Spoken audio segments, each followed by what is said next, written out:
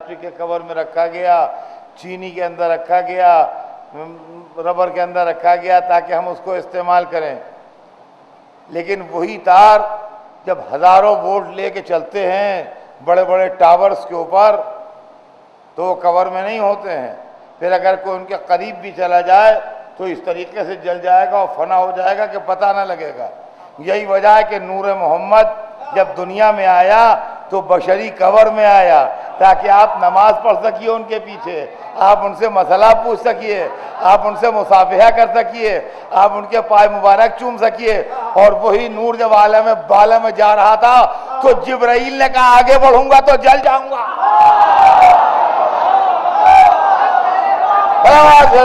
محمد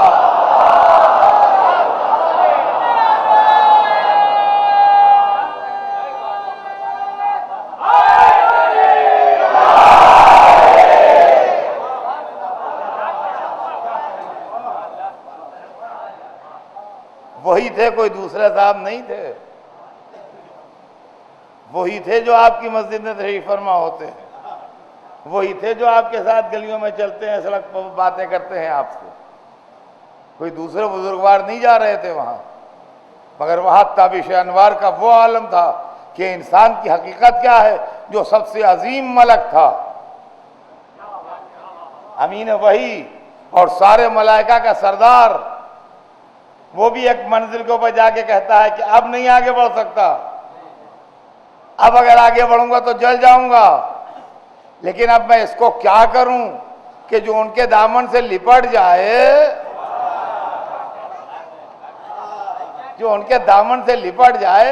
اس لیے کہ جب وہ سب منزلیں طے ہو گئیں اور عرش کی یا علم خدا میں ہے کہ وہ کون سی منزل تھی جہاں پہنچے، اور جب یہ چاہا کہ نالین اتاریں تو آواز آئی نالین سمیت آؤ، تمہاری نالین تاج عرش بنے گی. سرکار آپ نے نالین اتارنے کا ارادہ ہی کیوں فرمایا جو ان کو یہ کہنا پڑا کہ نالین سمیت آؤ؟ ان کا نہیں، نالین اس لیے اتارنے کا ارادہ کیا کہ ذکر معراج میں ذکر نالین بھی رہ جائے، تاکہ دنیا یہ سمجھ لے کہ معراج جسمانی ہوئی تھی، روحانی نہیں تھی. اس لیے کہ روح نالین نہیں پہنتی، جسم نالین پہنتا ہے. صلوات بھیجتے ہیں محمد.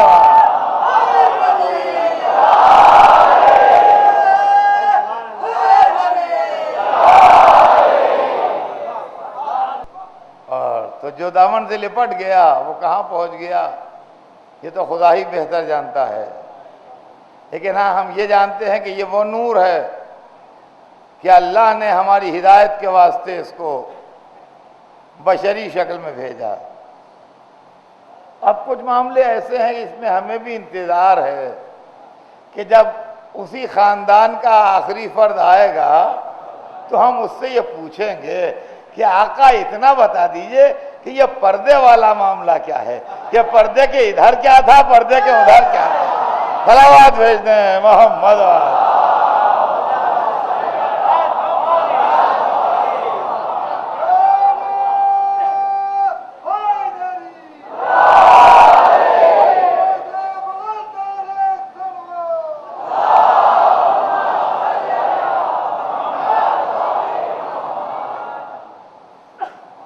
اللہ نے ان کو ہمارے درمیان ایک بشر کی شکل میں بھیجا. اور یہ چیز میں بچوں کو سمجھانے کے لیے ریپیٹ کرتا ہوں، بار بار پڑھ چکا ہوں اس کے پہلے بھی، کہ یہ چیز کوئی مقام تعجب نہیں ہے. اس لیے کہ یہ معجزہ اور اللہ کا یہ فیض اور اللہ کا یہ کرم ہر مسلمان کے گھر میں ہے. ہر مسلمان کے گھر میں کم از کم ایک کاپی قرآن پاک کی ضرور ہے. پر فیملی ایک کاپی قرآن کی تو ہائی ہے. اب ایک سے زیادہ بھی ہیں لوگوں کے ہاں، لیکن منیمم ریٹ جو ہے وہ یہ ہے کہ ایک کاپی قرآن پاک کی ہر مسلمان کے گھر میں ضرور ہے. اور وہ بشکل کتاب ہے، جیسے اور کتابیں ہیں ویسے وہ بھی ہے. لیکن اور کتابوں کی حیثیت الگ ہے، قرآن کی حیثیت الگ ہے۔ اور کتابیں اور ہیں اور قرآن اور ہے۔ اور کتابیں کتابیں ہیں اور قرآن کیا ہے؟ قرآن یہ ہے کہ لو انزلنا ھذا القرآن علی جبل لرأیتہ خاشعا متصدعا من خشیۃ اللہ۔ یہ قرآن وہ ہے کہ اگر ہم پہاڑ پر اتار دیں تو تم دیکھو کہ خوف خدا سرما ہو جائے گا۔ یہ ہماری زبان کی مجبوری تھی، اس لیے کہ ہماری دنیا کی سب سے طاقتور چیز کا نام ہے پہاڑ۔ آپ کل تک سوچ کے مجھے بتا دیجئے، پرسوں تک، کہ آپ کی اس دنیا میں پہاڑ سے زیادہ مضبوط کون سی چیز ایگزسٹ کرتی ہے؟ آپ کی دنیا کی سب سے مضبوط چیز جو ہے وہ پہاڑ ہے۔ مکان ہیں اور درخت ہیں اور آدمی ہیں اور جانور ہیں، سب کچھ ہیں، سب سے زیادہ مضبوط جو ہے وہ پہاڑ ہے۔ لہذا جو سب سے زیادہ مضبوط آپ کی دنیا کی شے تھی اس کی مثال دی گئی کہ اگر یہ قرآن ہم پہاڑ پر اتاریں تو یہ نہیں ہے کہ پہاڑ جھیل جائے گا، نہیں، پہاڑ سرما ہو جائے گا۔ اس کا مطلب آپ کی دنیا کی سب سے مضبوط شے جو ہے وہ بھی قرآن کا بوجھ نہیں اٹھا سکتی۔ لیکن جب اللہ کی مشیت میں یہ گزرا کہ قرآن کے ذریعے انسانوں کی ہدایت ہو تو اس کو ہمارے گھر میں بشکل کتاب بھیج دیا۔ بس جس طریقے سے قرآن اصل میں نور ہے، دیکھنے میں کتاب ہے، ویسے ہی محمد و آل محمد اصل میں نور ہیں، دیکھنے میں کتاب انسان ہے۔ اب بس ایک بات اور وہ مثال بھی نہیں ہے، وہ پریکٹیکل ہے، وہ پریکٹیکل ہے، مثال بھی نہیں ہے۔ ایک قرآن ہے تو بات الگ ہے، لیکن اگر کئی قرآن ہیں کسی کے گھر میں، کئی قرآن ہیں، ایک بڑے سائز کا قرآن شریف ہے جس کو بزرگ لوگ پڑھتے ہیں، بہت موٹا موٹا لکھا ہوا ہے، ایک اس سے چھوٹے سائز کا ہے، ایک بالکل چھوٹے سائز کی حمایل شریف ہے۔ اگر اس کو ایک ہی میز پر رکھنا ہے تو کیسے رکھیں گے؟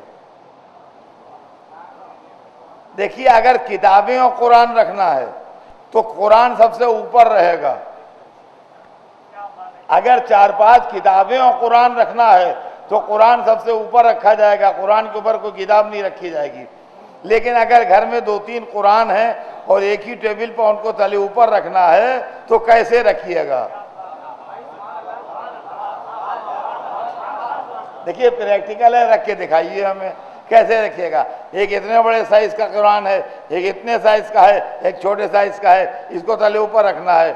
سب سے اوپر کون رہے گا، سب سے نیچے کون رہے گا؟ معلوم ہے بڑا قرآن ہمیشہ نیچے رہتا ہے، چھوٹا قرآن ہمیشہ اوپر رہتا ہے۔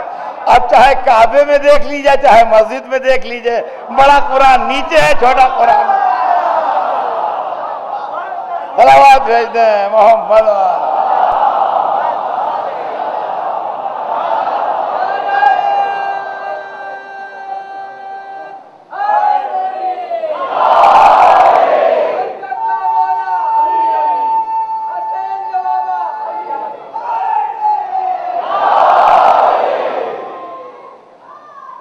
تو عزیزان گرامی، یہ نورانیت کوئی فضیلت نہیں ہے جو میں پڑھ رہا ہوں، یہ نورانیت دین کی ضرورت ہے۔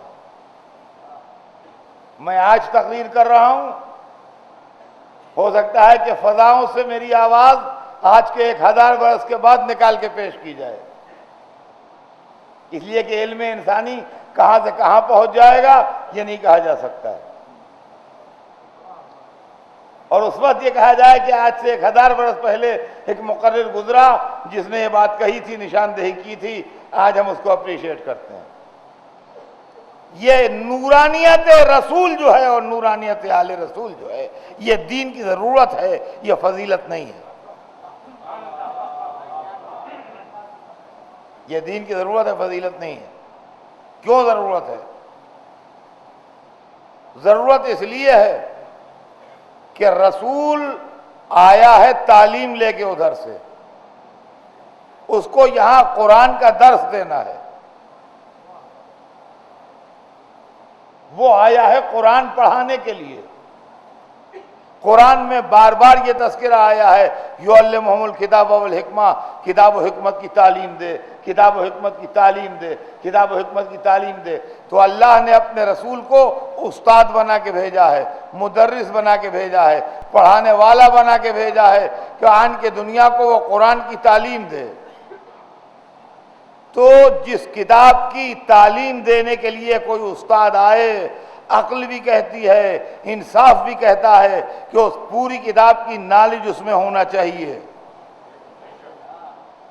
تو رسول جب قرآن پڑھانے آئے ہیں اس دنیا میں، قرآن کہہ رہا ہے کہ اس لیے بھیجے گئے ہیں کہ قرآن کی تعلیم دیں، تو ان کے اندر پوری قرآن کی نالج ہونا چاہیے۔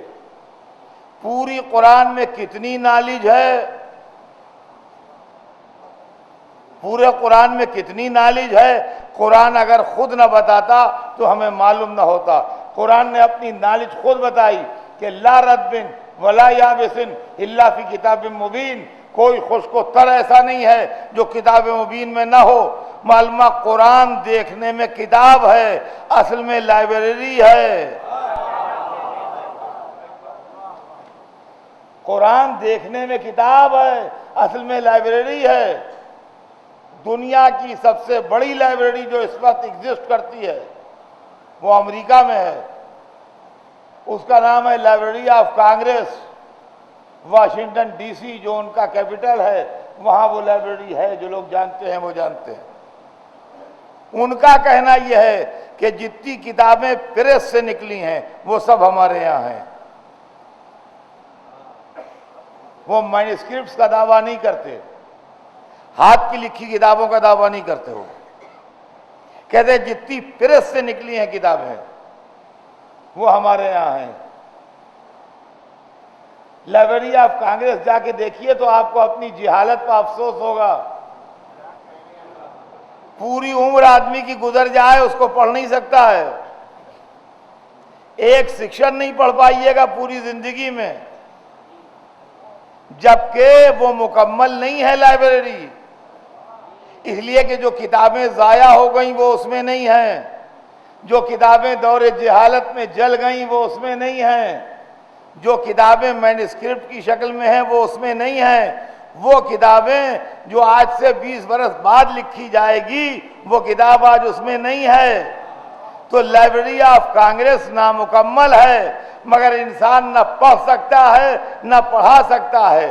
تو اگر نامکمل لائبریری کوئی پڑھا نہیں سکتا تو قرآن جیسی مکمل لائبریری جو پورا علم لے کے آئے، کیا مٹی کا بنا دماغ اتنا قوی ہے کہ اس کو جھیل لے؟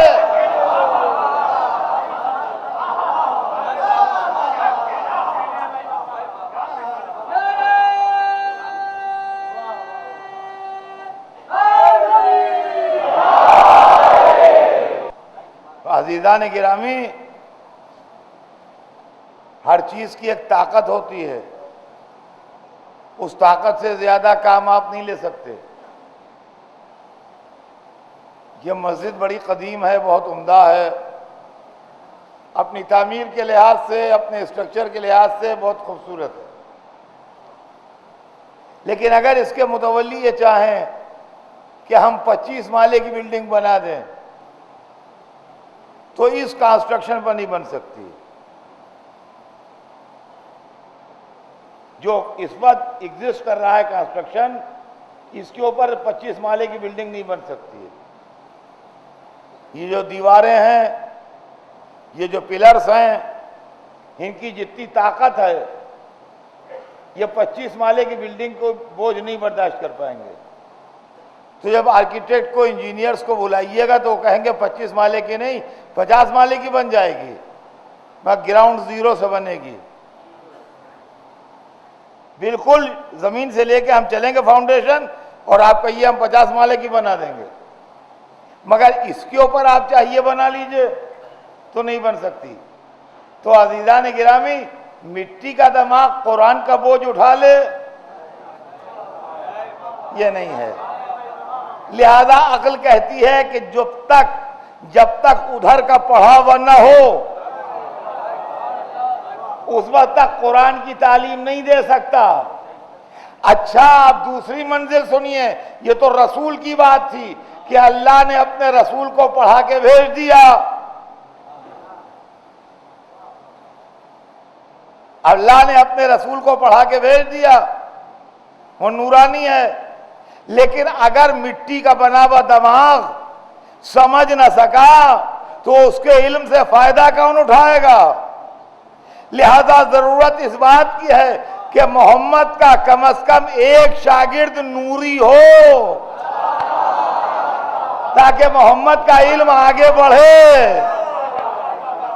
اب سمجھے آپ کہ بزم محمد میں جو علی بیٹھے ہیں یہ علی نہیں ہے، یہ نور کی محفل میں نور ہے.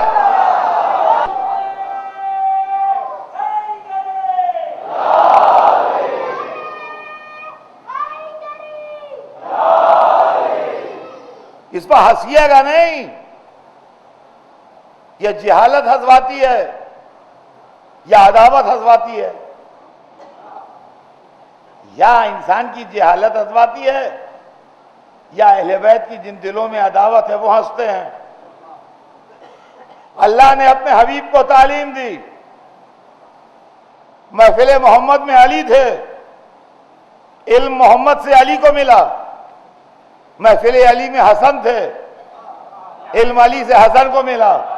محفل حسن میں حسین تھے، علم حسن سے حسین کو ملا.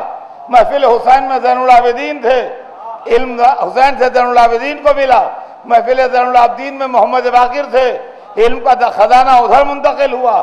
محفل محمد باقر میں امام جعفر صادق تھے، علم کا خزانہ ادھر گیا. امام جعفر صادق کی محفل میں امام موسی کاظم تھے، علم کا خزانہ ادھر گیا. امام موسی کاظم کی محفل میں امام علی رضا تھے، علم کا خزانہ ادھر گیا. امام علی رضا کی محفل میں امام محمد تقی تھے، علم کا خزانہ ادھر گیا. امام محمد تقی کی محفل میں امام علی النقی تھے، علم کا خزانہ ادھر گیا. امام علی النقی کی محفل میں امام حسن عسکری تھے، علم ادھر ٹرانسفر ہوا. امام حسن عسکری کی محفل میں امام آخر تھے.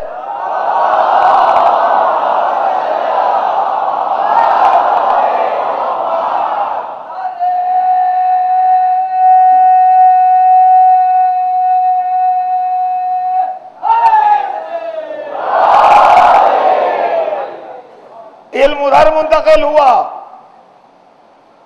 اب جب یہ علم ادھر منتقل ہوا تو دنیا نے علم کی ناقدری. محمد سے لے کے حسن عسکری تک دنیا نے علم کی ناقدری. قرآن نے یہ فلسفہ سمجھایا ہے کہ اگر شکرانے نعمت کرو گے تو نعمت میں اضافہ ہوگا، اگر کفران نعمت کرو گے تو نعمت میں کمی ہوگی. اللہ نے علم کے اس خزانے کو چھپا لیا کہ اب تم خود سیکھو.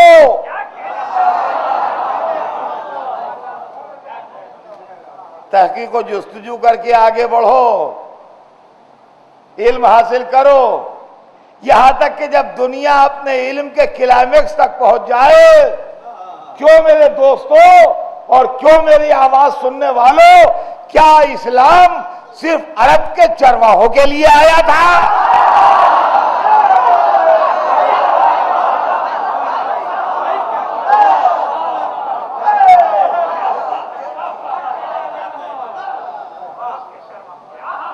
کیا اسلام صرف دور جاہلیت کے لوگوں کے لیے آیا تھا؟ اور اگر اسلام آج بھی زندہ مذہب ہے اور اسلام آج بھی ایسا مذہب ہے جس کی ضرورت محسوس کی جائے، تو آج کی اس پڑھی لکھی دنیا میں، آج کے سائنس اور ٹیکنالوجی کے دور میں، آج کے اس علم میں جب انسان ہوا میں اڑ رہا ہے، اس دور میں اسلام کہاں تک ان کا قدم ملا کے چلے گا؟ آپ ہمارے عقیدہ غیبت پر ہنسیے نہیں. جب دنیا مذہب سے انکار کرے گی، جب اللہ اپنا عالم ظاہر کر کے بتائے گا کہ ہم تم سے یاد بھی علم ہے. صلوات بھیج دیں محمد.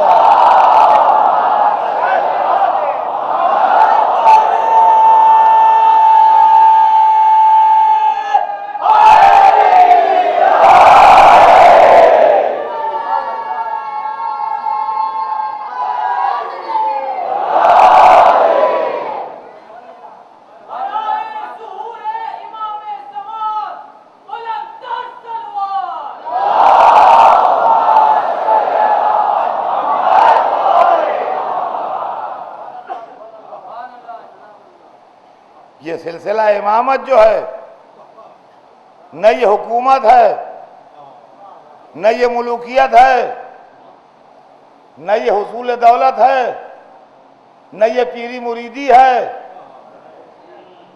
یہ سلسلہ علم ہے، یہ سلسلہ نور ہے، یہ سلسلہ عصمت ہے۔ آپ نے مذہب کو بڑی تنگ نظری سے دیکھا، آپ نے دین کو بہت نیرو مائنڈیڈ ہو کے دیکھا، آپ نے قرآن کو محض چند قصے کہانیوں کی کتاب سمجھ کے پڑھا۔ جو کتاب حیات تھی اس کو کتاب موت بنا دیا کہ جب کوئی مر جائے تو قرآن پڑھو۔ جو زندگی بانٹنے آیا تھا اس کو موت کے بعد کے لیے استعمال کیا۔ میرے دوستو، سوچنے کے قابل بات ہے اور غور طلب مسئلہ ہے کہ یہ کیا معاملہ ہے اور کیوں کر ہے۔ اور یہ دین، یہ علم، یہ قرآن، یہ اللہ کا مذہب جس کو اللہ نے اپنے آخری رسول کے ذریعے بھیجا، یہ صرف اس لیے نہیں تھا کہ آپ کو بادشاہت و دولت کے کچھ تحفے دے دے۔ لوگوں نے اسلام کو بڑی تنگ نظری سے دیکھا اور مذہب کو ملوکیت کے سانچے میں ڈھالا۔ سلطنت نے مذہب کو ہائی جیک کیا اور اپنے مقصد کے لیے استعمال کیا۔ ان کے پیش نظر علم نہیں تھا، ان کے پیش نظر عصمت نہیں تھی، ان کے پیش نظر نورانیت نہیں تھی۔ وہ ان نظریات سے پسند نہیں کرتے تھے، ان نظریات کو، اس لیے کہ عالم ہوتے تو علم کو پسند کرتے، روشن فکر ہوتے تو نورانیت کی قدر کرتے، کردار قابل تعریف ہوتے تو آستانہ عصمت پر سر جھکاتے۔ وہاں تو دولت، سلطنت، عیش و عشرت، اقتدار، اس سب کے اندر اسلام کا کھیل ہوتا رہا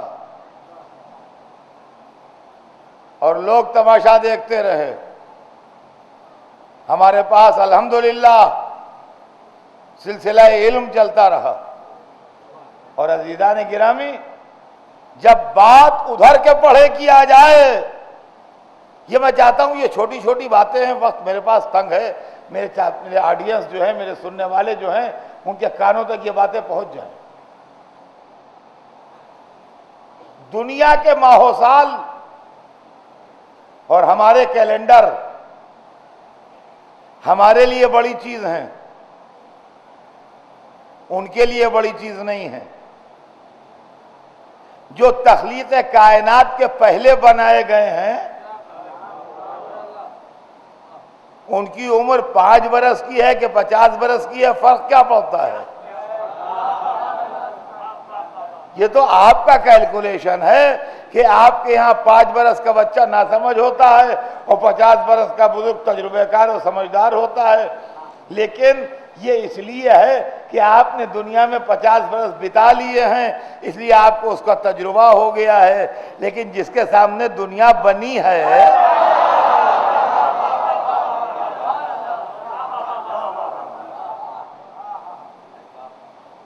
اب وہ لوگ جو ہمارے اوپر اعتراض کرتے ہیں کہ یہ تو بچوں کی امامت کے قائل ہیں، یہ تو بچوں کی امامت کے قائل ہیں، ان سے ہم کیا بات کریں؟ ان کے اماموں میں تو 3 امام بچپنے میں امام ہوئے، ہم ان سے کیا بات کریں؟ تو بچوں کی امامت کے قائل ہیں۔ تو بچہ کیوں بچہ کہلاتا ہے؟ بچہ کیوں ناقابل اعتبار ہے؟ اس لیے کہ شعور پختہ نہیں ہے. بچہ اس لیے ناسمجھ ہے کہ اس کا شعور پختہ نہیں ہے. اگر شعور پختہ ہو تو وہ بچہ نہیں ہے. میں بمبئی میں اجنبی تھا، آپ بمبئی کے رہنے والے تھے. مجھے مغل مسجد سے امامیہ مسجد جانا تھا. میں پہلی دفعہ بمبئی آیا تھا، حالانکہ میں بڈھا ہوں.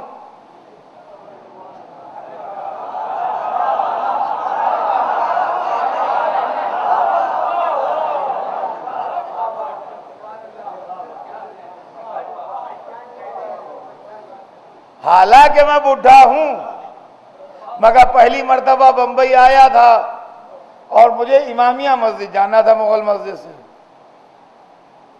تو میں نے آپ سے کہا مجھے امامیہ مسجد پہنچا دیجئے. آپ کے پاس آپ کا 5 برس کا لڑکا کھڑا تھا. آپ نے کہا اس کے ساتھ چلے جائیے.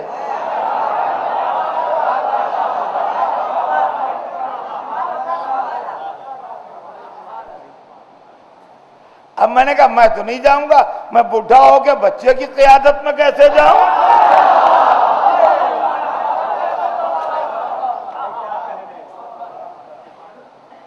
میں بڈھا ہو کے بچے کی قیادت میں جاؤں؟ ان کا بڈھے بچے کا سوال ہی نہیں ہے. آپ کو امامیہ مسجد جانا ہے، آپ نہیں جانتے راستہ، یہ جانتا ہے، لہذا آپ کو جانا ہے تو اس کے ساتھ چلے جائیے. عزیزان گرامی، امامت میں بڈھے بچے کا سوال نہیں ہے، آپ کو کہاں جانا ہے.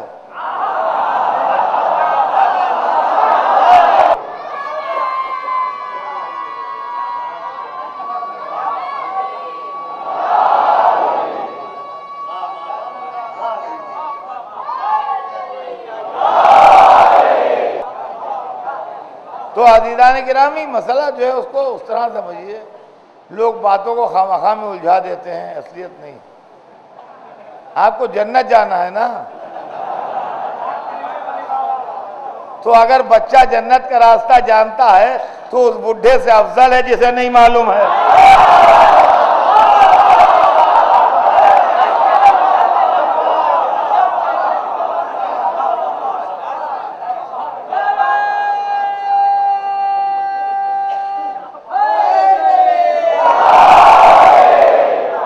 علم کا سمندر وہ ہے کہ جو ہر ایک کے بس میں نہیں ہے. دنیا میں نورانیت نہ ہو، اللہ کے مکتب میں تعلیم نہ ہو تو علم کے سمندر کو ایک آدمی پی نہیں سکتا. جس طریقے سے آپ کچھ بھی ہوں، آپ پورے سمندروں کا پانی نہیں پی سکتے، ویسے ہی انسان علم حاصل نہیں کر سکتا. ہمارا جیسا انسان، علم ہمارے بس میں نہیں ہے. ہم جاہل پیدا ہوئے ہیں. ہمارے خالق نے ہمارے لیے کہا ہے کہ ہم نے تمہیں جاہل پیدا کیا ہے. جس نے ہمیں بنایا ہے اسی نے ہمیں جاہل کا ٹائٹل دیا ہے. ارشاد ہوا اخرجکم من بطون امہاتکم لا تعلمون شیئا. تم ماں کے پیٹ سے دنیا میں اس طرح آئے کہ کچھ نہیں جانتے تھے، کچھ نہیں جانتے تھے. تو ہم پیدا ہوئے جاہل. اب جاہل پیدا ہونے والے کو تھوڑا سا علم دیا گیا، جیسے کسی پیاسے کو ایک آدھا گلاس پانی دے دیا جائے. تو جب علم دیا تو کہا وَمَا أُوتِيتُمُ الْعِلْمِ إِلَّا قَلِيلًا. تمہیں علم نہیں دیا گیا مگر ذرا سا. تمہیں علم نہیں دیا گیا مگر ذرا سا. یہ ہم آپ ہیں جتنے بھی سن رہے ہیں مجلس، یہ لوگ جو ہیں جہاں دنیا میں ہیں، یہ ہم سب کی شان میں آتے ہیں. ہم جاہل پیدا ہوئے اور اس کے بعد جب ہمیں علم میں حصہ ملا تو ذرا سا. لیکن جو پڑھانے آئے تھے اس دنیا میں ان کے لیے کہا گیا علمک ما لم تکن تعلم. ہم نے تمہیں ہر وہ بات بتا دی جو تمہیں نہیں معلوم تھی. اور جب وہ اس دنیا میں آئے تو ان کی تعریف میں کہا گیا ومن عنده علم الکتاب، اور وہ جس کے پاس پوری کتاب کا علم ہے۔ اور اس کے بعد جب ان کے علم کا اظہار ہونے لگا تو شان یہ تھی کہ کبھی انہوں نے پیدائش کے ساتھ کہا کہ آتانی الکتاب وجعلنی نبیّا، مجھے کتاب دی گئی ہے اور نبی بنایا گیا ہے، اور کبھی رسول کے ہاتھوں میں قرآن پڑھ کے بتایا کہ پڑھا ہوا آ رہا ہوں، جاہل نہیں آ رہا ہوں۔ صلوات بھیجتے ہیں محمد۔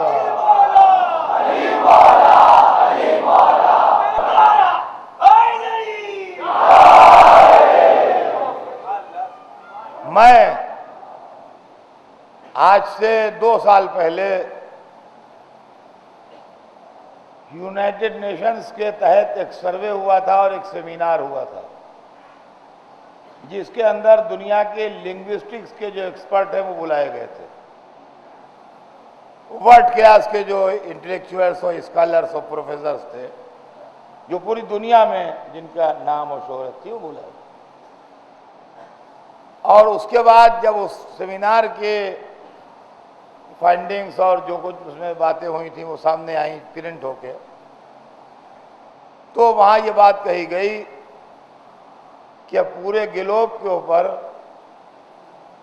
7,000 زبانیں اور لہجے ہیں جو بولے جاتے ہیں، جن میں انگریزی اور عربی جیسی بڑی زبانیں بھی ہیں،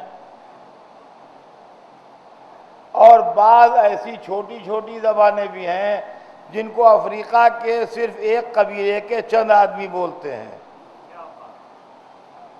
لیکن ٹوٹل سب ملا کے 7,000 لہجے اور زبانیں، خالی زبانیں نہیں، لہجے اور زبانیں ملا کے ٹوٹل 7,000 ہیں پورے گلوب کے اوپر۔ اب آپ ذرا ٹھنڈے دل سے میری تقریر سنیے گا۔ اگر ہم یہ چاہیں کہ ہم یہ کہیں کہ ہم ساری دنیا کے مقرر ہیں،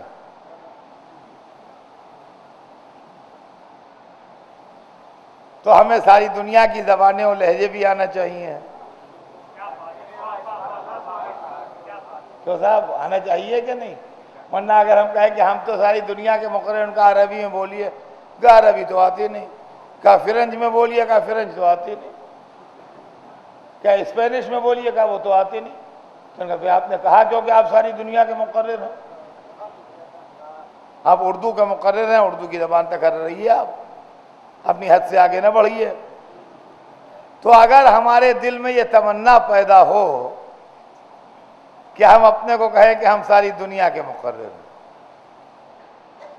تو سب سے پہلا مسئلہ تو یہ ہے کہ اللہ سے ہم اسپیشل زندگی کی دعا مانگیں۔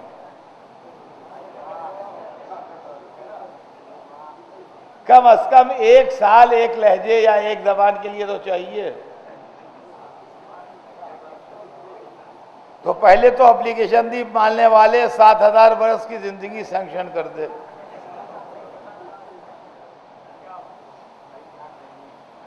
اب وہاں سے جناب جواب آیا، ان کا مبارک ہو مبارک ہو، آپ کو 7,000 برس کی زندگی مل گئی۔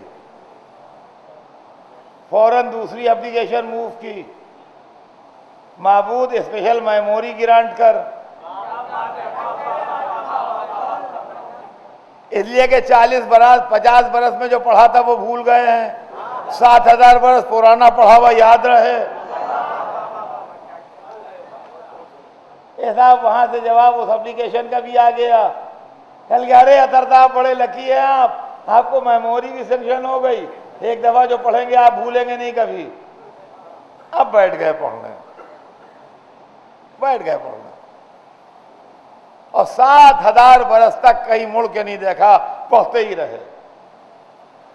اور 7,000 برس کے بعد پسینہ پوچھتے ہوئے اٹھے اور دنیا کو حقارت کی نظر سے دیکھا اور کہا کہ ہم دنیا کی ساری زبانیں جانتے ہیں۔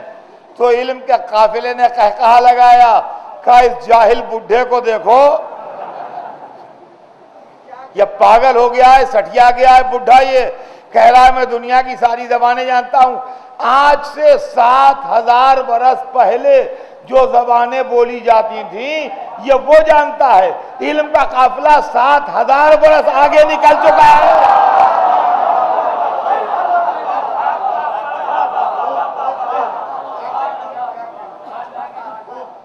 یہ 7,000 برس پیچھے ہے. یہ 7,000 برس پیچھے ہے. تو قافلے سے جو 7,000 برس پیچھے ہو اسے گرد کارواں بھی تو نہیں کہیں گے. اس کی حیثیت کیا ہے؟ اور وہ ہے کون؟ کہ عزیزان گرامی یہی وجہ ہے کہ اللہ نے اگر اپنے حبیب کو ساری دنیا کا رسول بنا کے بھیجا، کافۃ للناس مبعوث کیا، تمام انسانوں کے لیے، تو اگر آج سرکار آ جائیں یہاں تو بھائی ہم تو اردو بولتے ہیں، ہم تو اپنا دکھ درد اردو میں کہیں گے. اور جن کی زبان گجراتی ہے وہ گجراتی میں کہیں گے، جو فارسی بولتے ہیں وہ فارسی میں کہیں گے، جو مراٹھی بولتے ہیں وہ مراٹھی میں کہیں گے. اب اگر حضور نہ جانتے ہوں سب زبانیں تو انٹرپریٹر لانا پڑے گا جو ہم سے اردو میں سنے اور حضور کو عربی میں سمجھائے، اور حضور سے عربی میں سنے اور ہم کو اردو میں سمجھائے. تو ٹھیک ہے، حضور تو نبی ہیں اور معصوم ہیں، وہ تو غلطی کریں گے نہیں، لیکن اگر بیچ والے انٹرپریٹر کو شیطان بہکا دے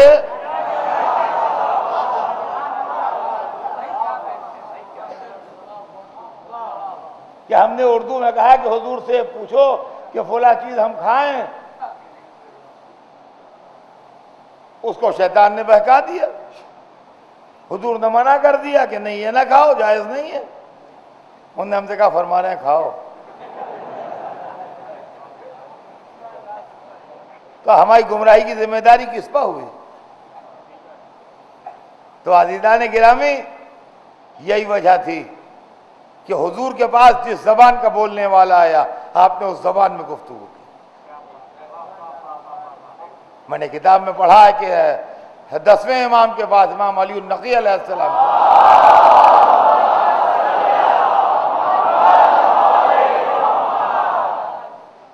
ایک شخص حاضر تھا تو اس نے دیکھا کہ ایک شخص ہندوستان سے آیا. آپ نے اس کی زبان میں اس سے گفتگو کی. ایک شخص ایران سے آیا، آپ نے اس کی زبان میں اس سے گفتگو کی.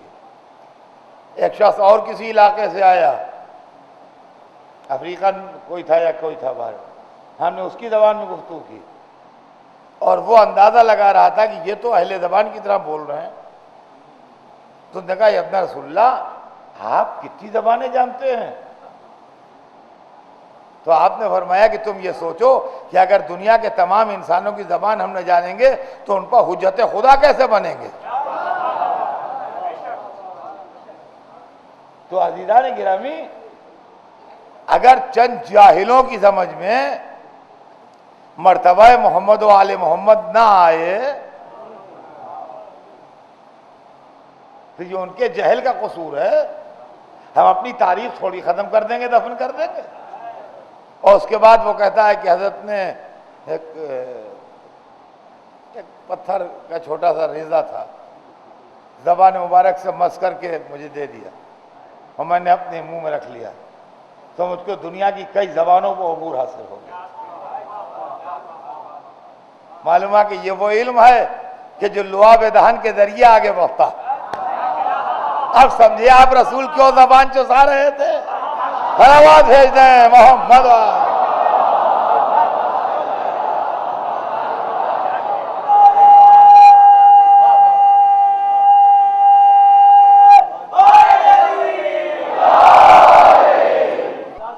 کیا بچوں کی امامت کیا قائل؟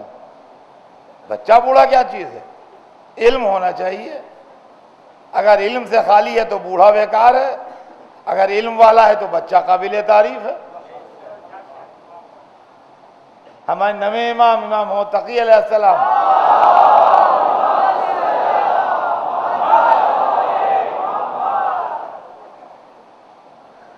راستے میں کھڑے ہیں، شاہی سواری آ رہی ہے، مامون جس کا دور عباسی سلطنت کا گولڈن پیریڈ کہلاتا ہے، لوگ دکانیں سے اتر کے تصویریں رکوع بن رہے ہیں، سڑک پر کچھ بچے کھیل رہے تھے، انہوں نے بھاگنا شروع کیا شاہی سواری کا دبدبا دیکھ کے، اور بادشاہ نے دیکھا ایک بچہ جیسے کھڑا تھا ویسے ہی کھڑا ہے، بار بار نظریں پڑتی ہیں بچے پر، بچہ اپنی جگہ سے ہلا نہیں، شاہی سواری قریب آ گئی، بچے نے مڑ کے دیکھا نہیں۔ معلوم ہے جب علم پیدا ہو جاتا ہے تو دولت نظروں سے گر جاتی ہے۔ بادشاہ نے سواری روکی، بچے سے کہا بچے نے مڑ کے دیکھا، کہا کیا بات؟ کہا سب بچے بھاگ گئے تم نہیں بھاگے؟ میں کہوں گا تمیز سے بات کر، اس کے گھر میں بھاگنے کا چلن نہیں ہے۔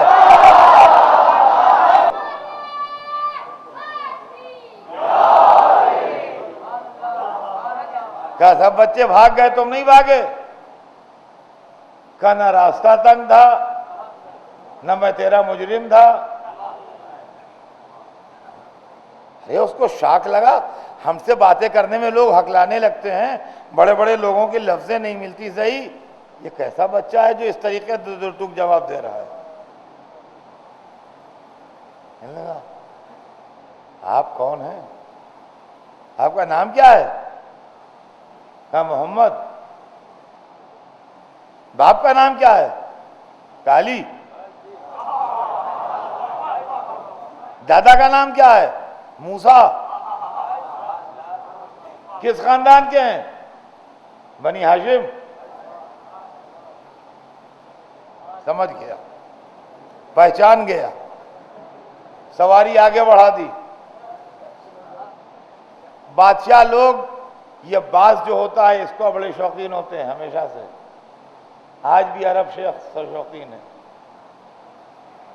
وہ چھوڑا تھا، اس نے اڑایا تھا شکار کے لیے، تھوڑا آگے بڑھا تو اس کا باز چوچ میں مچھلی لیے ہوئے پلٹا۔ اس کو حیرت ہوئی، یہ ہوا کا جانور یہ مچھلی کہاں سے لایا؟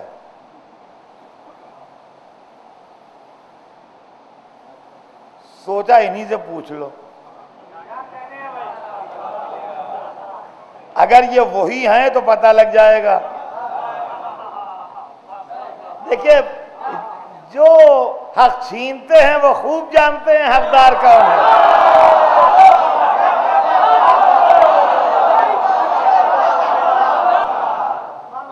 کہا کہ انہی سے پوچھ لو پتہ لگ جائے گا کہ جو جواب انہوں نے مجھے دیا ہے یہ علم امامت نے دلوایا ہے کہ خاندانی وجاہت نے۔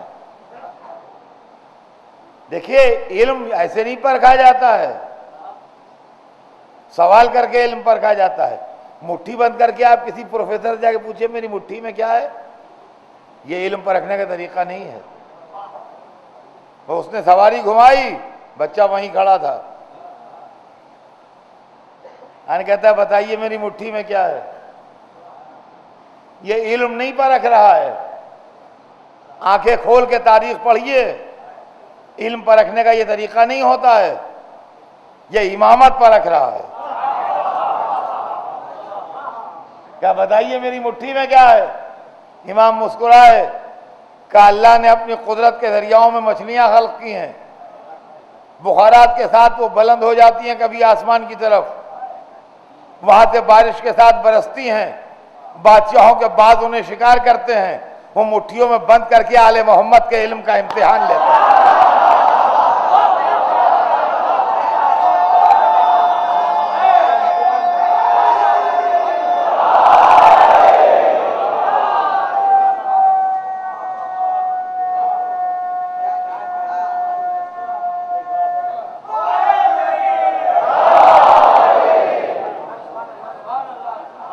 تو عزیزان گرامی، ایک چیز میں نے کل بیان کی تھی، نور.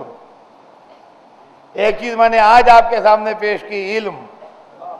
اب کل انشاءاللہ زندگی رہی تو عصمت سنوں گا کہ ہمارے پاس جو 3 بنیادیں ہیں، نورانیت، علم اور عصمت، زندگی رہی تو کل آپ کے سامنے عرض کروں گا. آج کا وقت تمام ہوا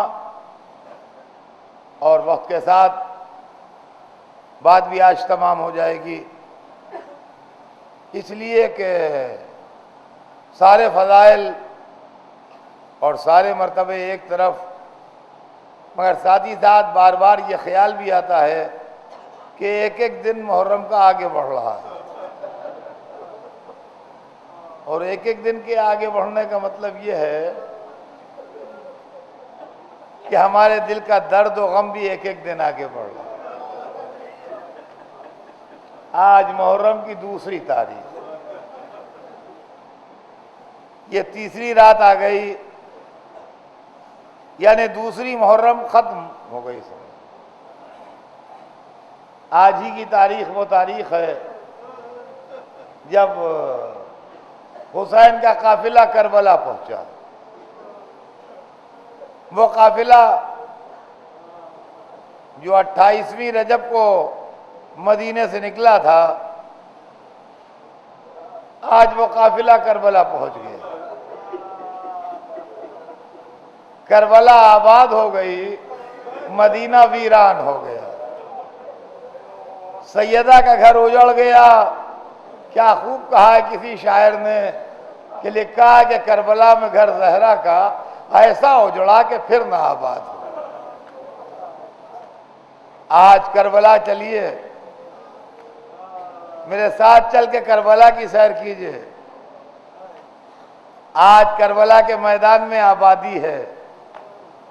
نہر کے کنارے کنارے دشمنوں کے خیمے لگے ہیں، اور نہر سے کافی دور بیچ ریگستان میں خیمہ گاہ بنی ہے. آئیے چلیے دور سے ان خیمہ گاہوں کی زیارت کریں. اس میں عباس کا خیمہ بھی ہے، اس میں علی اکبر کا خیمہ بھی ہے، اس میں قاسم کا خیمہ بھی ہے، اس میں اصحاب باوفا کے خیمے میں بھی ہیں، اور اندر مخدرات عصمت و طہارت کے خیمے بھی ہیں. ہے تو جنگل، ہے تو ویرانی، ہے تو ریگستان، مگر سیدانیہ خیموں میں اطمینان سے ہیں. اس لیے اطمینان سے ہیں کہ عباس خیموں کے تلایا پھر رہے ہیں.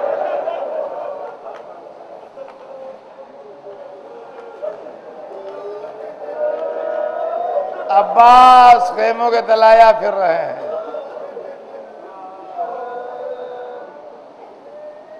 تیسری رات سے 10ویں رات تک، تیسری رات سے 10ویں رات تک عباس نے خیموں کا پہرا دیا. اور میں سمجھتا ہوں جب عباس خیموں کا پہرا دیتے ہوں گے تو سیدانیاں آرام سے سوتی ہوں گی، اس لیے کہ عباس موجود ہے.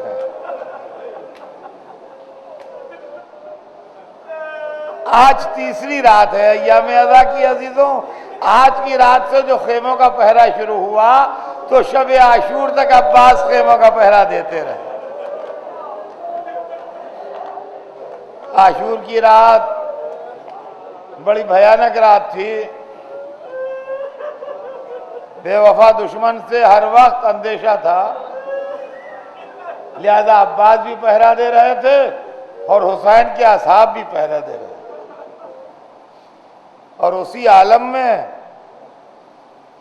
ادھر سے حضرت عباس جا رہے تھے، ادھر سے زہیر قین آ رہے تھے. ساقی کوثر کے لال کے پیروں کا بوسہ دیا. کہا مولا ایک واقعہ یاد آ گیا. کہا زہیر بتاؤ. کہا جب آپ کے والد نے آپ کی والدہ سے آپ کی خواہش ظاہر کی ہے تو یہ کہا تھا کہ میں چاہتا ہوں ایسا بیٹا پیدا ہو جو میرے پاس ذخیرہ ہو. میں سمجھتا ہوں کہ آپ کو آج ہی کے لیے ذخیرہ کیا ہے.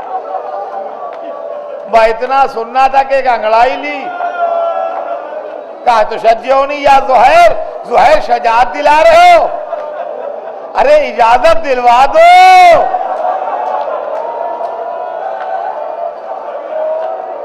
ہائے جسے اجازت نہ ملی۔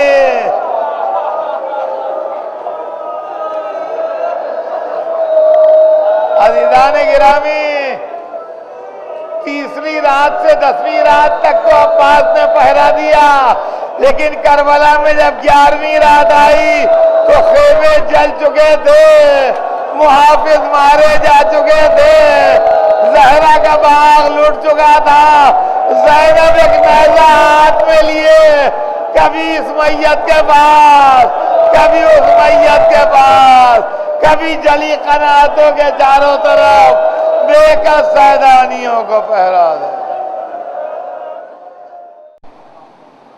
بسم اللہ الرحمن الرحیم، الحمد للہ رب العالمین، والصلاة والسلام علی سیدنا و شفیعنا بالقاسم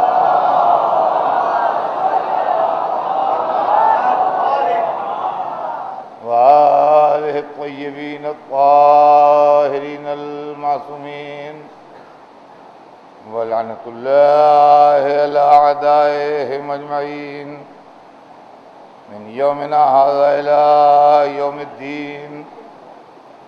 اما بعد فقد قال اللہ سبحانہ تبارک و تعالی فی کتابہ المبین وہو اصدق الصادقین، ان الدین عند اللہ الاسلام۔ صلوات بھیجتے ہیں محمد۔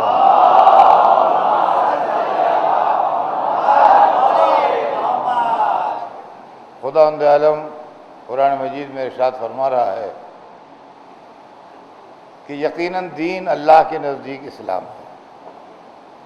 سلسلہ کلام آپ کے ذہن میں ہوگا، ہمارے آپ کے درمیان جو ادھر گفتگو رہی 2-3 دن، تو پرسوں ہماری آپ کی گفتگو نورانیت کے موضوع پر رہی،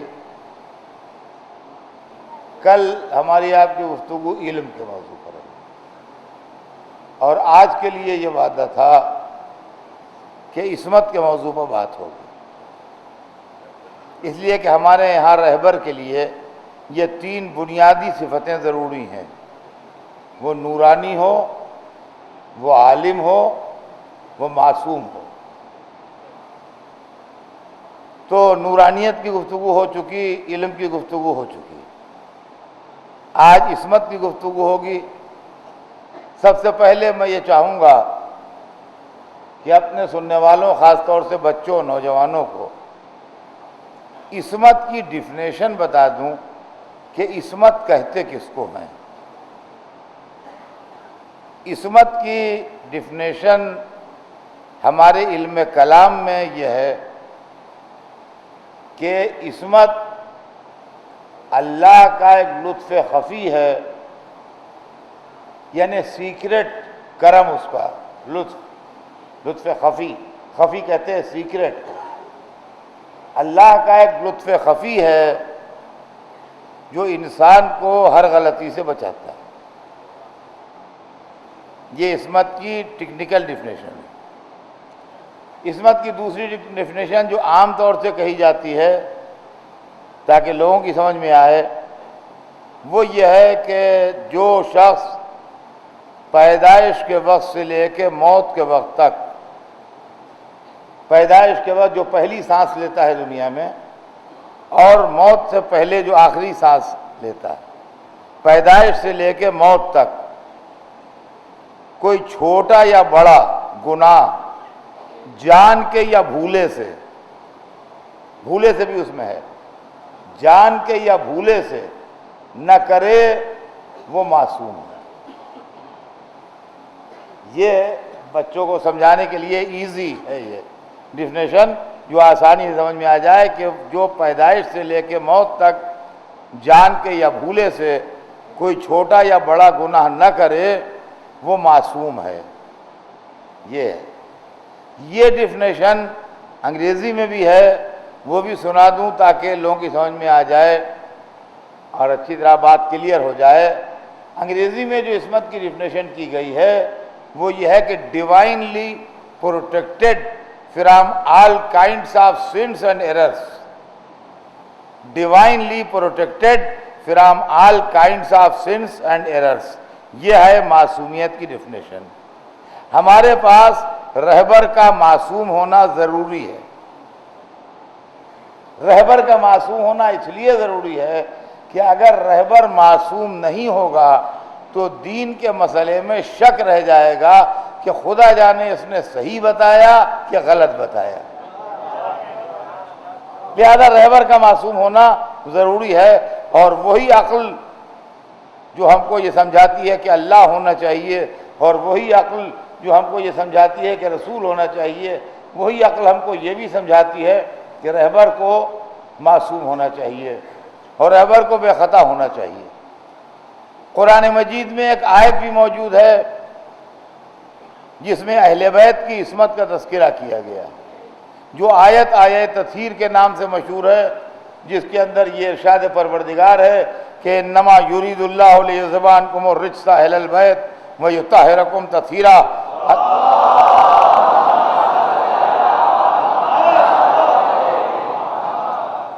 اللہ نے یہ ارادہ کر لیا ہے اہل بیت کہ آپ سے ہر طرح کی برائی کو، ہر طرح کی گندگی کو، ہر طرح کے عیب کو، ہر طرح کی خرابی کو دور رکھے گا، اور آپ کو اس طرح پاک و پاکیزہ رکھے گا جو پاک و پاکیزہ رکھنے کا حق ہے. یہ جملہ سمجھ لیجئے، آپ کو اس طرح پاک و پاکیزہ رکھے گا جو پاک و پاکیزہ رکھنے کا حق ہے. انفارچونیٹلی اس آیت کو لوگوں نے کانٹروورشل بنا دیا ہے، اور کچھ لوگ کہتے ہیں کہ یہ آیت اماموں کے لیے ہے، رسول اور 12 امام اور جناب سیدہ 14 معصومین کے لیے مانتے ہیں.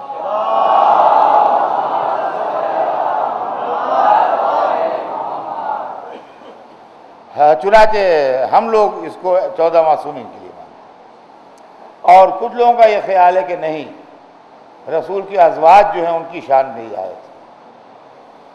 اگر رسول کے ازواج کی شان میں بھی ہو تو ہمیں کوئی اعتراض نہیں ہے. ہمارے اوپر الزام لگاتے ہیں کہ یہ مانتے نہیں ہیں، یہ ازواج کی شان میں آئے تھے. اگر ازواج رسول کی شان میں ہو تو بھی محترم ہے، قابل تعظیم ہے، ہمیں اس میں کیا اعتراض ہو سکتا ہے؟ وہ کیوں اعتراض ہو ہمیں اعتراض کرنے والے کون؟ لیکن ٹیکنیکلی یہ ازواج کی شان میں نہیں آ سکتی. معاملہ ٹیکنیکلی ازواج کی شان میں نہیں ہو سکتی. اس کی وجہ یہ ہے کہ ٹیکنیکل ڈیفینیشن یہ ہے کہ پیدا ہونے سے لے کے موت کے وقت تک چھوٹا یا بڑا گناہ کوئی نہ کرے. بہت سی ازواج ایسی گزری ہیں کہ جو رسالت کے اعلان سے پہلے پیدا ہوئیں اور ان کی زندگی کا کچھ حصہ حالت کفر میں گزرا، تو وہ کیسے معصوم کہی جا سکتی ہیں؟ ٹیکنیکلی دشوار ہے. اور اس میں کوئی ہمیں برائے ماننے کی بات نہیں ہے. اب لوگ کہتے ہیں نہیں، یہ تو پاک دامنی کا اعلان ہے. تو اگر پاک دامنی کا اعلان ہے تو اس کے لیے اتنی بڑی لمبی چوڑی آیت کی کیا ضرورت تھی؟ ہم تو ویسے ہی رسول کے ازواج کو پاک دامن مانتے ہیں، اور رسول کیا، حضرت حوا سے لے کے سرور کائنات تک جتنی پیغمبروں کی بیویاں ہیں سب کو ہم پاک دامن مانتے ہیں. اور پاک دامنی کے لیے ازواج رسول کا نام لینا یہ تو بہت بڑی بات ہے. پاک دامن تو مومنین کے اور اچھے لوگوں کے گھر کی بیویاں بھی ایسی پاک دامن ہوتی ہیں کہ ان کی پاک دامنی کی قسم کھائی جائے، ان کی پاک دامنی کی قسم کھائی جائے. تو اس کے لیے اتنے بڑے بڑے نام لینا اور اتنی بڑی بڑی شخصیتوں کے بیچ میں لانے کی کیا ضرورت ہے کہ ہم ازواج رسول کو درمیان میں لے آئیں؟ ازواج رسول نہیں، یہ تو اچھے شریف گھرانے کی خواتین جو ہیں وہ پاک دامن ہوتی ہیں. ان کی پاک دامنی کے لیے ہم قسم کھا سکتے ہیں، اس میں رسول کی بیویاں تو بڑے مرتبے کی ہیں. بہرحال یہ ہے کہ اس طرح پاک رکھے جو پاک رکھنے کا حق ہے. یہ بھی سمجھ لیجئے کہ انما یرید اللہ لیذھب عنکم الرجس اہل البیت ویطہرکم تطہیرا، اور اس طرح پاک رکھے جو پاک رکھنے کا حق ہے. یہ پاک رکھنے کا حق کیسا ہے؟ کبھی آپ نے اس پر غور کیا کہ پاک رکھنے کا حق کیسا ہے؟ ارے بھی ہمیں نماز پڑھنا تھی، آپ کے گھر میں وضو کرنا تھا، وہاں ایک لوٹے میں پانی رکھا تھا، ہم نے بھائی صاحب ہم وضو کر لیں، پانی پاک ہے؟ ہم نے کہا جی ہاں سردار پاک ہے، مگر ویسا پاک نہیں ہے جو پاک ہونے کا حق ہے۔ اب ایک بات کہیے، اگر پاک ہے تو ہم وضو کریں، نہیں پاک ہے تو کہیں اور جائیں وضو کرنے کے لیے۔ آپ ایک زبان میں دو باتیں کہہ رہے ہیں، یہ بھی کہہ رہے ہیں کہ پاک ہے اور یہ بھی کہہ رہے ہیں کہ پاک ہے مگر ویسا پاک نہیں جیسا پاک ہونے کا حق ہے۔ یہ کیا چکر ہے؟ اہل بیت پاک ہیں، اللہ کہتا ہے ہم نے ایسا پاک کیا جو پاک کرنے کا حق ہے، تو یہ کیسا پاک کیا جو پاک کرنے کا حق ہے؟ اب عزیزان گرامی اس کی توجہ چاہتا ہوں آپ کی کہ رسول والے رسول ویسے پاک ہیں جو پاک ہونے کا حق ہے۔ الحمدللہ ہم بھی پاک ہیں۔ اسلام ایک پاکیزہ دریا ہے، جو اس سے گزر جاتا ہے پاک ہو جاتا ہے۔ خدا کے فضل سے ہم میں بھی کوئی نجس نہیں ہے، جو دامن سے وابستہ ہوا پاک ہو گیا، دریا کے اندر سے نکل کے ادھر پہنچ گئے، نکل کے پاک ہو گئے، پاک ہم بھی ہیں۔ لا الہ الا اللہ محمد رسول اللہ نے ہمارے ظاہر کو پاک کیا، علی ولی اللہ نے ہمارے دل کو پاک کیا۔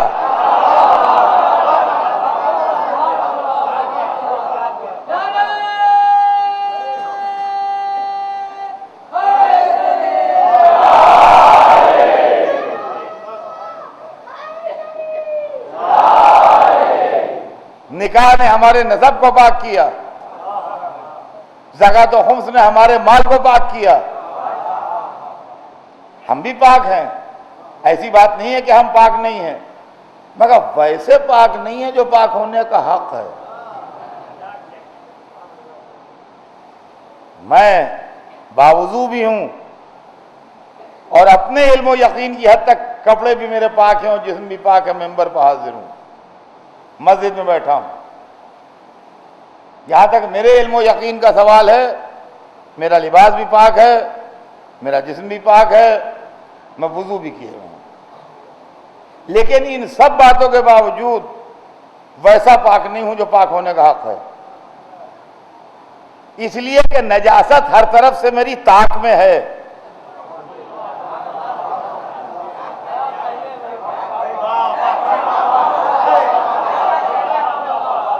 نجاست ہر طرف سے میری طاق میں ہے۔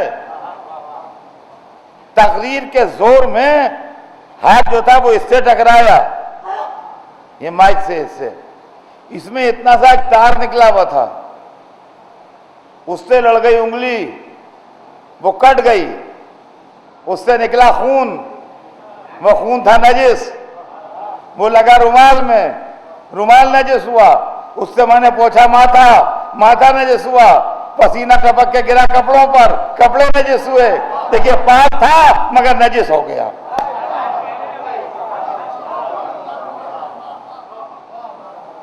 ہماری طہارت بے شک پاک ہے ہم، مگر نجاست کے بریکٹ میں ہے، نجاست کے بریکٹ میں ہے۔ بریکٹ جانتے ہیں، ادھر ادھر لگا دیتے ہیں، بیچ میں جو عبارت ہوتی ہے بریکٹ کہتے ہیں اس کو۔ ہماری طہارت نجاست کے بریکٹ میں ہے۔ جب پیدا ہوئے تو نجس تھے، پاک کر لیے گئے، پاک ہو گئے، اب پاک چل رہے ہیں۔ جیسے ہی موت آئے گی پھر نجس ہو جائیں گے، پھر پاک کے لیے جائیں گے، پھر پاک ہو جائیں گے۔ معلوم ادھر بھی نجاست، ادھر بھی نجاست، پاک ہیں مگر ویسے پاک نہیں ہے جو پاک ہونے کا حق ہے۔ فرمایا ہم نے العزیزان گرامی، روح پاک، جسم پاک، نفس پاک، تب پاک ہونے کا حق ملتا ہے۔ پاک ہم آپ بھی ہیں مگر ذرا سے میں نجاست کا شبہ ہے۔ اہل بیت وہ ہیں جن کا جسم پاک، جن کی روح پاک، جن کا نفس پاک۔ دلیل سنیے، جسم پاک ولادت خانہ کعبہ کے اندر ہوتی ہے.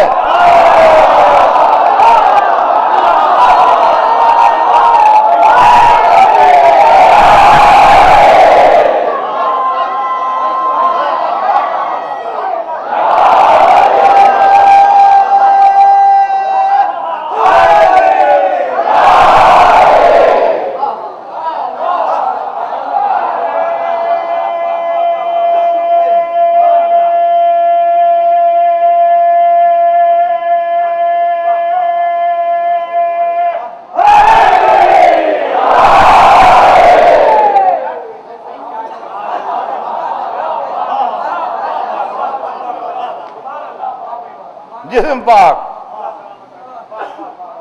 روح پاک. دلیل سنیں گے آپ؟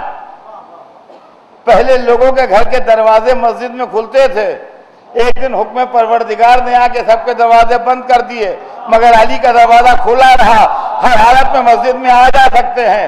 دلیل یہ ہے کہ روح پاک. اب آئیے تیسری دلیل سنیے، نفس پاک. سامنے کی دلیل ہے، جب میں عرض کروں گا تو ہر ایک کی سمجھ میں آئے گا. نفس پاک. دلیل یہ ہے کہ اللہ نجس مال کا خریدار نہیں ہوتا، شب ہجرت کو خرید.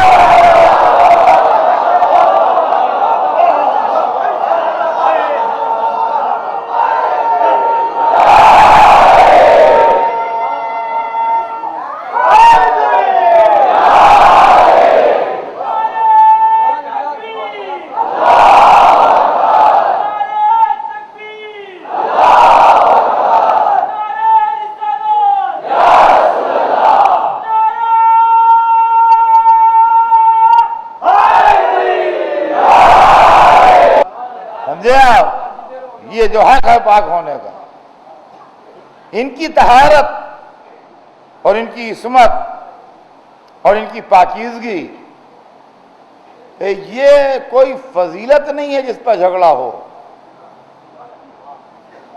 دیکھیے معاملہ جو ہے، جھگڑا ہمیشہ فضیلت پر ہوتا ہے. مذہب کی ضرورت ہے رہبر کا معصوم ہونا، مذہب کی نیڈ ہے. میں اعلان کرتا ہوں، یہ مثال ہے، سچی بات نہ مان لیجیے گا. ہاں کہ کوئی صاحب واقعا یقین کر لیں. مثال دے رہا ہوں. مثال یہ ہے کہ ایک صاحب نے، جو بڑے اللہ کے فضل سے مالدار ہے، یہ اعلان کیا کہ جو لوگ یہاں ایرانی مسجد میں مجلس میں آتے ہیں ہم ان کو تحفہ دیں گے، لیکن سب کو تو تحفہ نہیں دے سکتے، ہم 50 تحفے دیں گے اور جتنے لوگ آئیں گے سب کو ٹوکن بانٹ دیں گے جس کے نام نکل آئے. ان کا کیا ہوگا؟ کہا اس کے اندر کاریں ہوں گی، موٹر سائیکلیں ہوں گی، بڑے والے فریج ہوں گے، سپاٹ اسکرین کے ٹی وی ہوں گے، یعنی سب بڑے مہنگے مہنگے تحفے. پھر یقین مانیے کہ مجمع جو ہے بغیر پولیس کے کنٹرول ہوگا نہیں. بغیر پولیس کے جب تک معقول بندوبست نہ ہو مجمع جو ہے وہ کنٹرول نہیں ہوگا. اس لیے کہ انعام بھائی ہر ایک چاہے بھائی انعام ہمیں مل جائے. دوسرے موقع پر اعلان کیا کہ صاحب مسجد کے اندر ضرورت ہے، وہ کنسٹرکشن ہونا ہے اور یہ ہے، لہذا کل جو مجلس ہو اس میں فنڈ ریزنگ ہوگی اور مسجد کے کنسٹرکشن کے لیے اور ڈیولپمنٹ کے لیے اور اس کے لیے فنڈز اکٹھا کیے جائیں گے. مجلس ہوگی تو آپ لوگ یا کیش یا چیک بک وغیرہ لے کے آئیے گا. اس دن ایسی مجبوریاں بعض حضرات کو پیدا ہو جائیں گی کہ آدھے راستے سے لوگ پلٹ گئے اور بعض ایسے ٹیلی فون آ گئے یا ایسا ہو گیا کہ نہیں پہنچ پائے. تو ہمیشہ جب فضیلت ہوگی تو بھیڑ بڑھے گی اور جب ضرورت ہوگی تو بھیڑ کم ہوگی. عصمت جو ہے وہ فضیلت نہیں ہے، عصمت جو ہے وہ دین کی ضرورت ہے. رسول کا معصوم ہونا بھی دین کی ضرورت ہے اور اماموں کا معصوم ہونا بھی دین کی ضرورت ہے. اس لیے کہ آپ کیسا دین چاہتے ہیں مجھ کو بتائیے. ایسا دین چاہتے ہیں جس میں ڈاؤٹ ہو یا ایسا دین چاہتے ہیں جس میں ڈاؤٹ نہ ہو؟ ہاں مجھے بتائیے آپ کیسا دین چاہتے ہیں؟ ایسا دین چاہتے ہیں جس میں 1% ڈاؤٹ ہو یا ایسا مذہب آپ کو چاہیے جس میں 100% یقین ہو، ڈاؤٹ نہ ہو؟ ایمان کی ڈیفینیشن ہی قرآن میں یہ دی گئی ہے کہ جس میں ڈاؤٹ نہ ہو وہ ایمان ہے. انما المؤمنون الذین آمنوا باللہ ورسولہ ثم لم یرتابوا. مومن بس وہ لوگ ہیں جو اللہ اور رسول پر ایمان لائیں اس کے بعد شک نہ کریں. تو جہاں دل میں شک پیدا ہو جائے وہاں ایمان رخصت ہو جاتا ہے. رسول کا معصوم ہونا اور امام کا معصوم ہونا مذہب کی ضرورت ہے. اگر رسول اور امام معصوم نہیں ہوں گے تو مذہب کے اندر ڈاؤٹ پیدا ہو جائے گا. اب آپ کہیں گے کیسے ڈاؤٹ پیدا ہو جائے گا؟ سنیے، رسول کا کام ہے دین کو اللہ سے لے کے ہم تک پہنچانا. امام کا کام ہے جو کچھ رسول نے پہنچا دیا ہے وہ اللہ اور رسول کی مرضی کے مطابق ایکسپلین کرنا اور بتانا. پھر سمجھ لیجئے، رسول کا کام ہے اللہ سے دین لے کے بندوں تک پہنچانا. امام کا کام ہے جو دین رسول نے پہنچا دیا ہے اس کو اللہ کی مرضی کے مطابق اور رسول کے ارشاد کے مطابق عوام کو سمجھانا اور بتانا، اس کا انٹرپریٹیشن کرنا. اس کے اندر اگر 1% بھی غلطی کا امکان ہوگا رسول کے یہاں یا امام کے یہاں تو مذہب میں ڈاؤٹ پیدا ہو جائے گا. اور ہمایان نے مذہب میں ڈاؤٹ پیدا ہو جائے گا، اور جہاں مذہب میں ڈاؤٹ پیدا ہو جائے ایمان رخصت ہو جائے گا. ہم جتنی چاہے واہ واہ کر لیجیے آپ میری، آپ کے منہ میں زبان ہے، آپ اپنی مسجد کے حال میں بیٹھے ہوئے ہیں، کر لیجیے واہ واہ. غیر آ کے اعتراض کرے تو اس کا جواب دیجیے. پرایا آن کے گردن پکڑے تو اس کا جواب دیجیے کہ آپ کے رسول کوئی کتاب چھوڑ کے نہیں گئے ہیں ایسی کہ جس پر ہر پیج پر ان کے سگنیچر ہوں، ہر کٹنگ پر ان کے سگنیچر ہوں، آخر میں ان کا سرٹیفکیٹ ہو کہ یہ پوری کتاب میں نے پڑھی ہے، ہر پیج پر ہر کٹنگ پر سگنیچر کیے ہیں، یہی وہ دین ہے جو مجھے اللہ نے دیا تھا میں لایا ہوں. ایسی کوئی کتاب آپ کے پاس نہیں ہے. آپ کے پاس جو اسلام ہے وہ صرف اور صرف میموری کے سہارے ہے.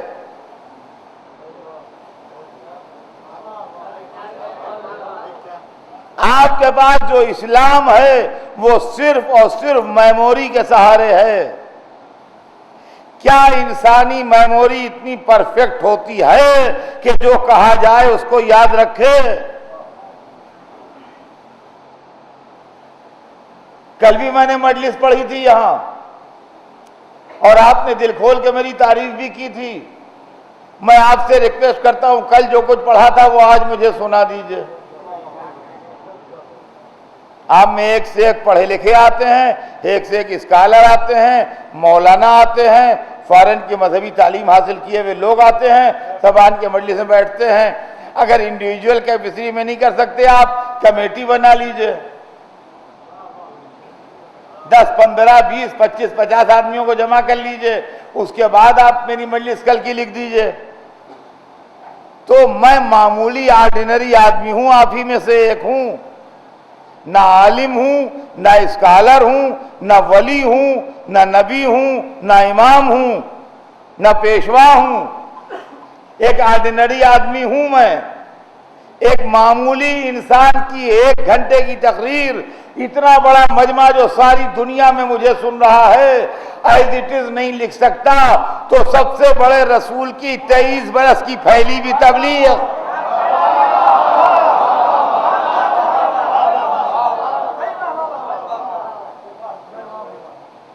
کیا بات کرتے ہیں آپ؟ سب سے بڑے رسول کی 23 برس کی پھیلی ہوئی تبلیغ کیا آپ یادداشت کے سہارے یاد رکھیں گے؟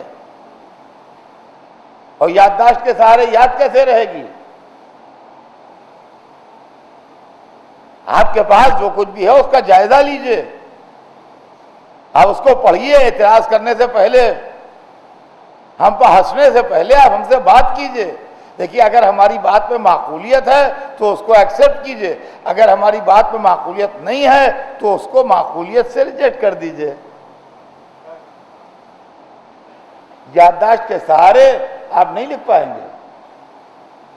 یہ کہہ دینا کہ لوگ مانتے نہیں، برا کہتے ہیں، برا کسی کو نہیں کہتے ہیں، یہ محض آپ نے الزام لگایا کہ برا کہتے ہیں۔ سینکڑوں معاملے ایسے ہیں کہ ہم برا نہیں کہتے ہیں، نیتیں ٹھیک ہیں سب کی، طریقہ کار سے گڑبڑ ہوتی ہے۔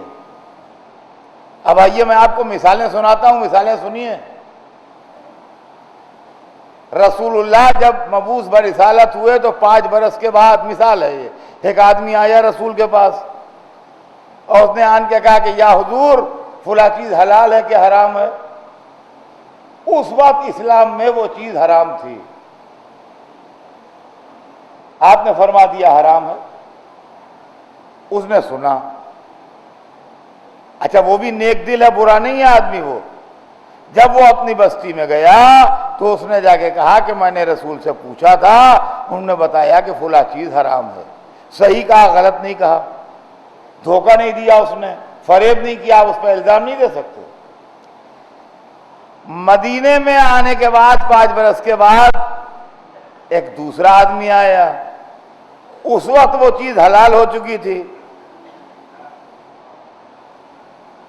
اس نے آن کے پوچھا یا رسول اللہ فلاں چیز حلال ہے کہ حرام؟ آپ نے کہا حلال ہے۔ وہ اپنی بستی میں گیا، انہوں نے کہا میں نے خود رسول اللہ سے پوچھا، انہوں نے فرمایا حلال ہے۔ اس نے بھی غلطی نہیں کی، دیکھیے اس کی نیت بھی بری نہیں ہے، ہم اس کو بھی کہہ نہیں سکتے کوئی بات غلط، زمانے کا فرق ہے خالی، اس نے 10 برس پہلے پوچھا تھا، اس نے 10 برس بعد پوچھا۔ اب اتفاق سے زندگی میں کہیں دونوں آدمی جمع ہو گئے تو ایک نے کہا میں نے خود رسول سے سنا وہ فرماتے تھے حرام ہے، دوسرے نے کہا میں نے خود سنا وہ کہتے تھے حلال ہے۔ اسلام میں اختلاف آیا کہ نہیں آیا؟ اس پہ آپ کسی پہ الزام نہیں دے سکتے، دونوں سچے ہیں، مگر ضرورت اس بات کی ہے کہ ایک ایسا سینٹر ہو جو بتائے آخر میں رسول کہ حلال کیا ہے حرام کیا ہے۔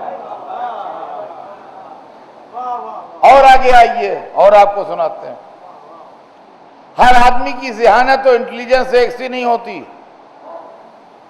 صبح سے شام تک ہمارے ساتھ یہ کھیل ہوتا ہے کہ ہم کہتے کچھ ہے، آدمی سمجھتا کچھ ہے۔ کہیں آسمان کی اس نے سمجھی زمین کی، ہر آدمی کے ساتھ یہ تماشا ہوتا ہے، اس لیے کہ سارے آدمی ایک سے دماغ کے نہیں ہوتے۔ ایک آدمی سیدھا سادہ رسول کے پاس بیٹھا تھا، اس کے سامنے ایک شخص نے رسول سے پوچھا یا حضور میں شربت پیوں؟ وہ آدمی بیمار تھا، ڈائبٹک تھا، شربت اس کو نقصان کرنے والا تھا۔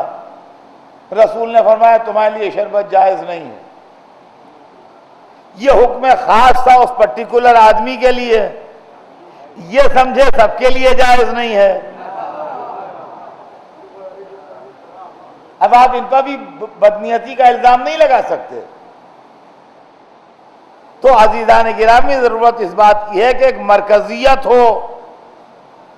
مرکزیت کون پرووائیڈ کرے گا؟ مرکزیت کون پرووائیڈ کرے گا؟ سوال یہ پیدا ہوتا ہے، میں مرکز بنوں، آپ مرکز بنے، یہ مرکز بنے، یہ مرکز بنے، سینٹر کون بنے گا؟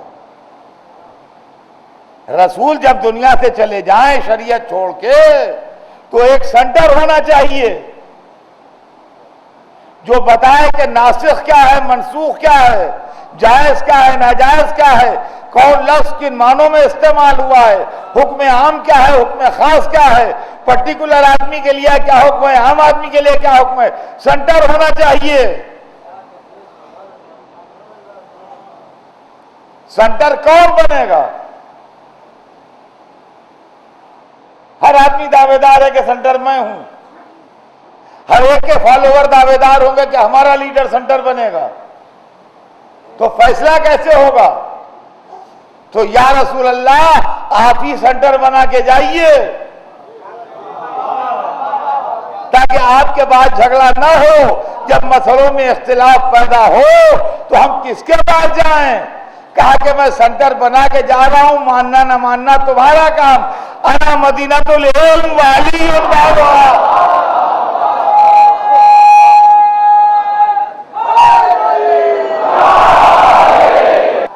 میں علم کا شہر ہوں، علی اس کا دروازہ، من اراد العلم فلیأت الباب،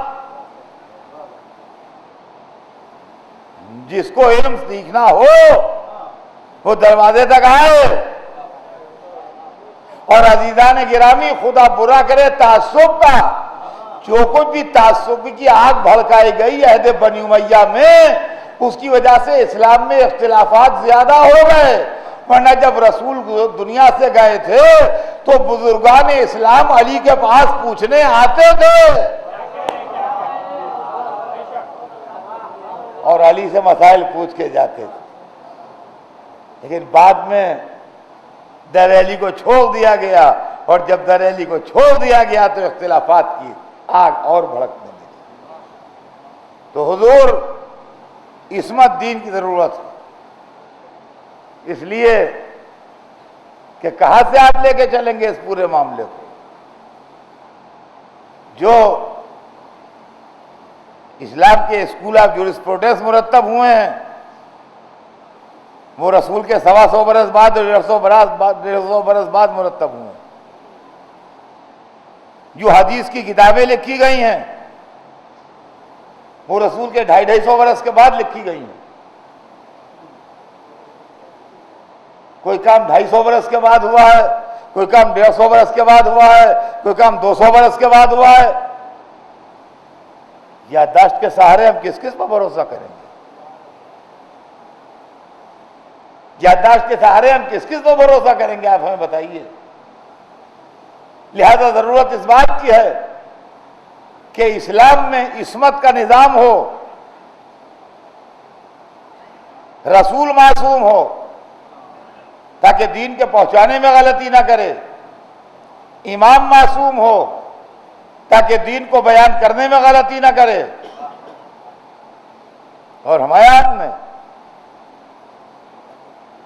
یہ دونوں معصوم ہونا چاہیے۔ دو سلسلے ہیں رہبری کے، ایک دین کو لانے والا سلسلہ، اس کا نام رسالت ہے، ایک دین کو بتانے والا سلسلہ، اس کا نام امامت ہے۔ یہ بچے اچھی طرح سمجھ لیں، دو سلسلے ہیں دین کے، ایک دین لانے والا سلسلہ جو آدم سے شروع ہو کے رسول اللہ پر تمام ہوتا ہے، اور ایک دین بتانے والا سلسلہ جو مولا علی سے شروع ہو کے 12ویں امام پر تمام ہوتا ہے۔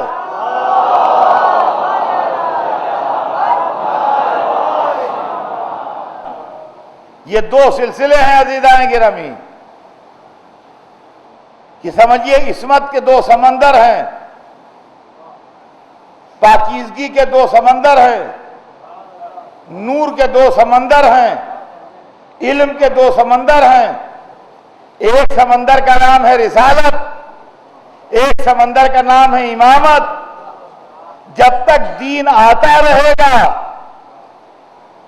کشتیاں رسالت کے سمندر میں رہیں گی، جب دین مکمل ہو جائے گا کشتیاں امامت کے سمندر میں پہنچ جائیں گی۔ لہذا آدم سے لے کے سرور کائنات تک نبی معصوم ہونا چاہیے، اور علی سے لے کے امام آخر تک امام معصوم ہونا چاہیے۔ ان دونوں کی عصمت پر دلیل عقل قائم ہے۔ اب بیچ میں ایک معصومہ بھی ہے، یہ سن لیجئے، بیچ میں ایک معصومہ بھی ہے جو نہ نبی ہے نہ امام ہے مگر معصومہ ہے۔ معبود اس کو عصمت کیوں دی گئی؟ کہا تمہیں خبر نہیں دونوں سمندروں کو ملانے والی نہر کا نام فاطمہ۔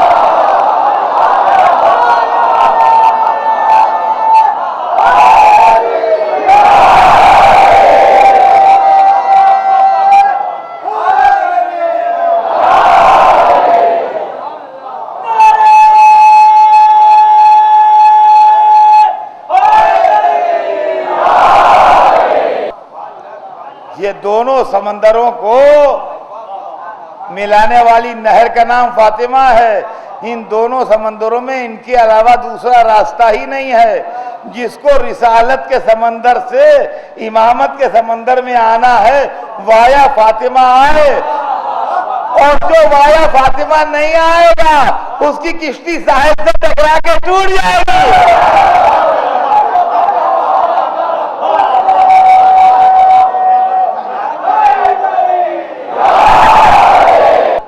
تو عزیزان گرامی،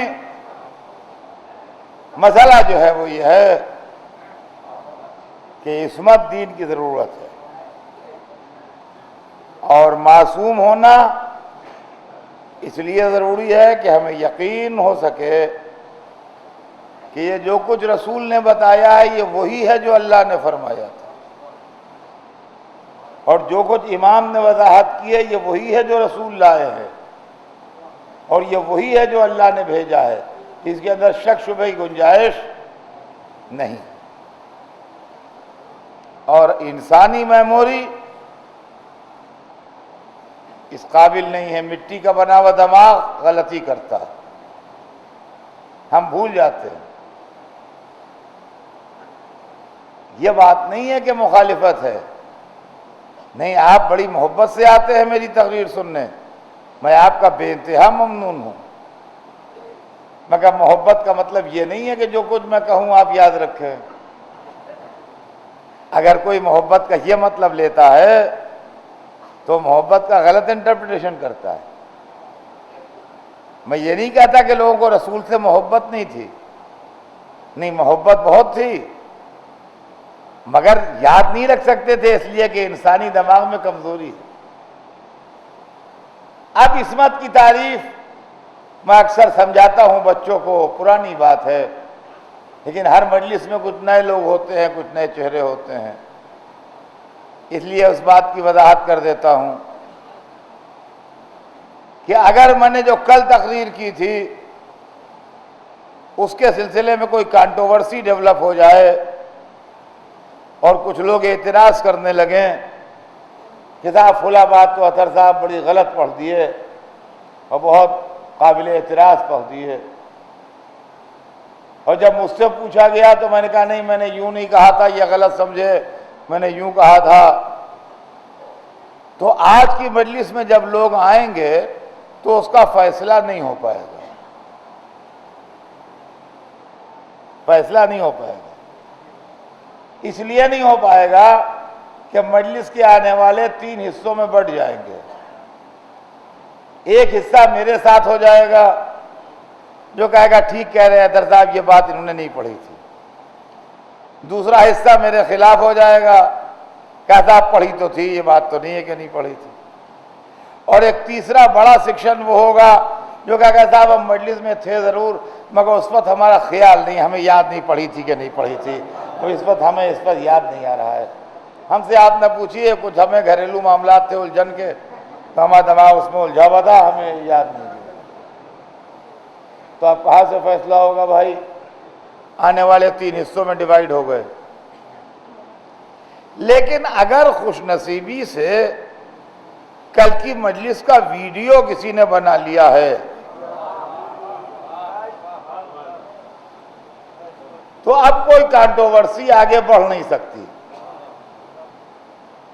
اٹھا کے ویڈیو دیکھ لیجئے، پڑھا ہے تو معلوم ہو جائے گا، نہیں پڑھا ہے تو معلوم ہو جائے گا، کس طرح پڑھا ہے معلوم ہو جائے گا، کن لفظوں میں پڑھا ہے معلوم ہو جائے گا، سب کچھ معلوم ہو جائے گا۔ اس لیے کہ آپ کا دماغ بھول سکتا ہے، یہ مشین جو لگی ہے سامنے یہ بھولے گی نہیں۔ اس مشین کی خوبی یہ ہے کہ یہ بھولتی نہیں اور غلط ریکارڈ نہیں کرتی۔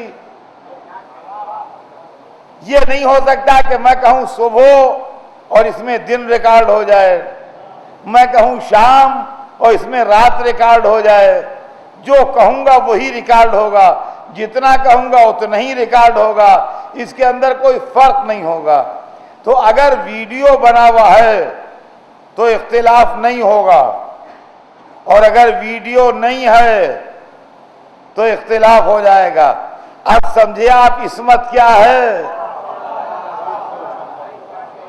عصمت جو ہے وہ اسلام کا الہی ویڈیو ہے. جو کچھ زبان سے نکلا وہی کہا جائے گا، بدلے گا نہیں.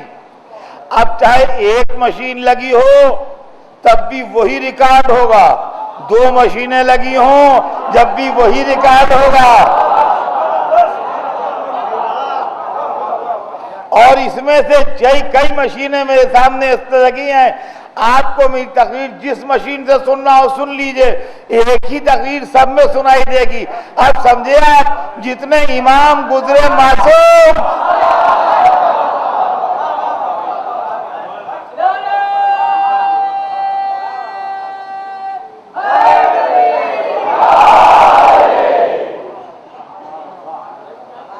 چاہے پہلے سے پوچھو، چاہے چوتھے سے پوچھو، چاہے 8ویں سے پوچھو، چاہے 12ویں سے پوچھو، بات ایک ہی ہے، بات ایک ہی ہے. اللہ نے پیغام بھیجا تو رسول نے سنا، رسول بولے تو علی نے سنا، علی بولے تو حسن نے سنا، حسن بولے تو حسین نے سنا.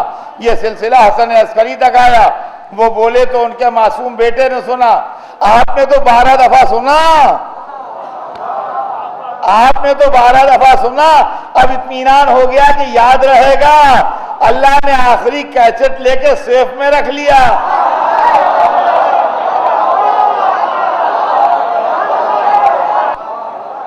آخری کیسٹ لے کے سیف میں رکھ دیا کہ 12 دفعہ تم نے معصوم سے سنا ہے. اب ہمیں امید ہے کہ تمہیں سبق یاد ہو گیا ہوگا. اب دین کا کام چلاؤ، اب دین کا کام چل رہا ہے. جب اختلافات ہم میں ہماری جہالت کی وجہ سے پہنچ جائیں گے، اللہ اوریجنل نکال کے ملان کر لے گا. کیا صحیح ہے محمد.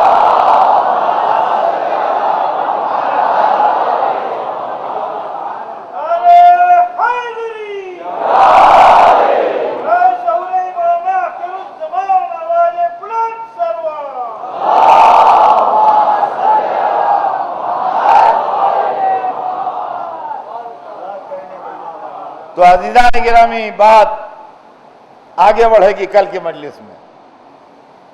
بات یہاں تک پہنچ گئی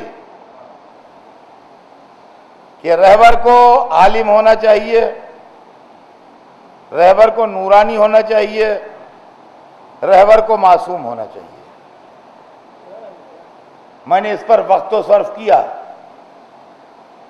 مسلسل 3 مجلسیں اس موضوع پر ہوتی رہیں، لیکن آگے کی تاریخ کو سمجھنے میں آسانی ہوگی. اس لیے کہ ہم نے آپ کو ایک کسوٹی دے دی.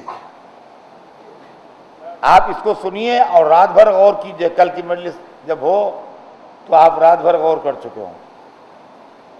ہم نے 3 دن محنت کر کے آپ کو ایک ٹچ سٹون پرووائڈ کیا ہے اسلام کی تاریخ کو سمجھنے کے لیے، کہ آپ شوق سے تاریخ پڑھیے. جس کی لکھی ہوئی ہو اس کی لکھی ہوئی پڑھیے، لیکن آپ کے پاس یہ کسوٹی رہنا چاہیے. جہاں آپ کو کوئی ایسی روایت یا قول ملے جس سے ان کے علم پر دھبا آ رہا ہو، سمجھ لیجئے غلط ہے. جہاں آپ کو کوئی ایسی روایت یا قول ملے کہ ان کے عصمت پر داغ لگ رہا ہو، سمجھ لیجئے غلط ہے. جہاں آپ کو ایسی کوئی روایت یا قول ملے کہ ان کی نورانیت پر حملہ ہو رہا ہو، سمجھ لیجئے غلط ہے. اب جہاں نورانیت، علم و عصمت کی حفاظت کے ساتھ مضمون ملتے جائیں، سمجھتے جائیے صحیح مضمون ہے، ان کو پڑھتے جائیے. یہ میں نے آپ کو تاریخ فہمی کی کسوٹی پرووائڈ کی. اس لیے کہ بچے تاریخ پڑھتے ہیں جب تعریف پڑھتے ہیں تو اس سے گمراہ ہوتے ہیں. کہتے ہیں ادھردار اس میں تو یہ لکھا ہے. اب ادھردار 5 منٹ میں اس لڑکوں کو پورا کڑکا کہاں سنا ہے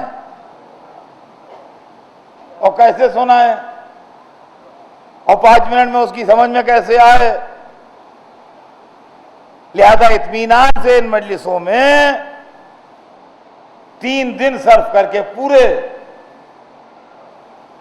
میں نے آپ کے سامنے یہ کسوٹی پرووائڈ کی ہے. جہاں جہاں میری آواز جا رہی ہو اور جس جس علاقے میں کوئی میری مجلس سن رہا ہو, آگے جب وہ تعریف پڑھے, جب وہ تفسیر پڑھے, جب وہ حدیث پڑھے, جب وہ کتابیں پڑھے, تو اس چیز کو پیش نظر رکھ کے پڑھے کہ علم, عصمت اور نورانیت کے خلاف تو نہیں ہے. اگر ہے تو یہ کسی دشمن کی گڑھی ہوئی ہے, اور اگر نہیں ہے تو صحیح ہے. اگر نہیں ہے اس کے خلاف تو ٹھیک ہے, بالکل اس کو ایکسپٹ کرنے میں کوئی حرج نہیں. بات انشاءاللہ کل آگے بڑھے گی, اور کوشش کروں گا کہ میں نے جو آپ سے وعدہ کیا ہے وقت کے اندر اس مضمون کو وہاں تک پہنچا دوں. لیکن ضرورت اس بات کی تھی کہ پہلے اس چیز کی وضاحت تفصیل کے ساتھ ہو جائے, اور یہ سب صدقہ ہے حسین ابن علی کا, اور یہ دین ہے محرم کی. نواسے نے نانا کے دین کو ایک ایسا پلیٹ فارم مہیا کر دیا ہے, ایک ایسا مرکز دے دیا ہے کہ اب صبح قیامت تک کے لیے اسلام کسی کے دروازے پر جائے گا نہیں. آج جو 3 دن سے رسول کے علم, نور اور عصمت پر گفتگو ہو رہی ہے, یہ کیا ہے؟ اگر محرم نہ ہوتا, اگر مجلس حسین نہ ہوتی, تو آپ ہمیں ملتے کہاں جو ہم یہ پیغام آپ تک پہنچائیں؟ آپ ہمیں کہاں مہیا ہوتے جو ہم اپنی آواز آپ تک پہنچائیں؟ کہنے کے لیے تو آدمی کے پاس بہت کچھ ہوتا ہے, مگر سننے والے بھی تو ہوں. اسلام آیا تھا نبی کے نواسے کے دروازے پر, آیا تھا ایک سر کا طالب بن کے, لیکن باپ نے ایک روٹی کے سائل کو اونٹوں کی قطار دے دی تھی. جب بیٹے کے دروازے پر اسلام آیا زندگی کی بھیک مانگنے, کہا نانا کے دین اتنا دے دوں گا کہ صبح قیامت تک تو بانٹتا رہنا, تجھے کسی کے دروازے پر جانے کی ضرورت نہیں. حسین کے در سے بٹ رہا ہے, حسین کے در سے بٹ رہا ہے, اور اس طرح بٹ رہا ہے خدا کی قسم کہ کیا کسی شہنشاہ کے در سے بٹے گا, کیا کسی بادشاہ کے در سے بٹے گا, کیا کسی مالدار کے در سے بٹے گا جو حسین کے در سے بٹ رہا ہے.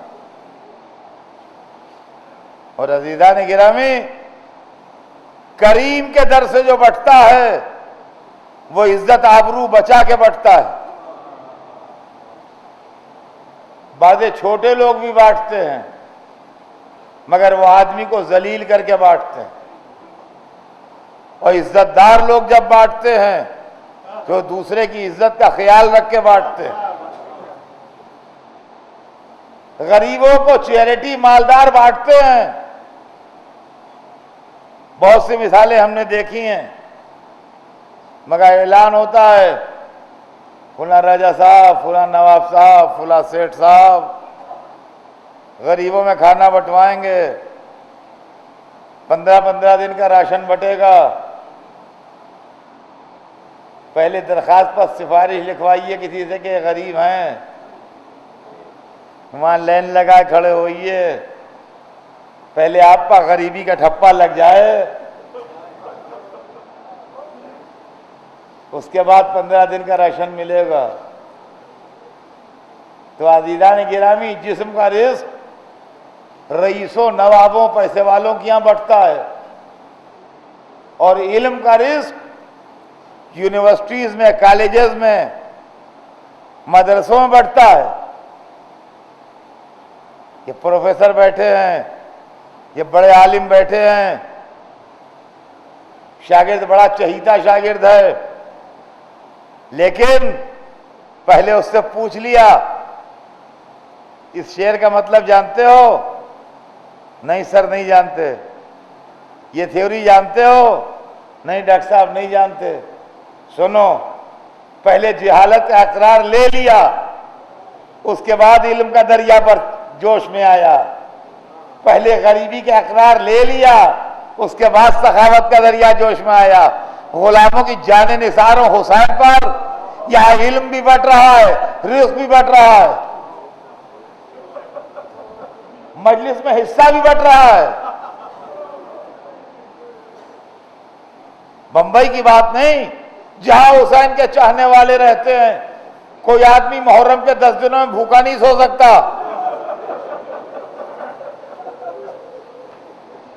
یہ ممکن نہیں ہے کوئی فاقے سو جائے۔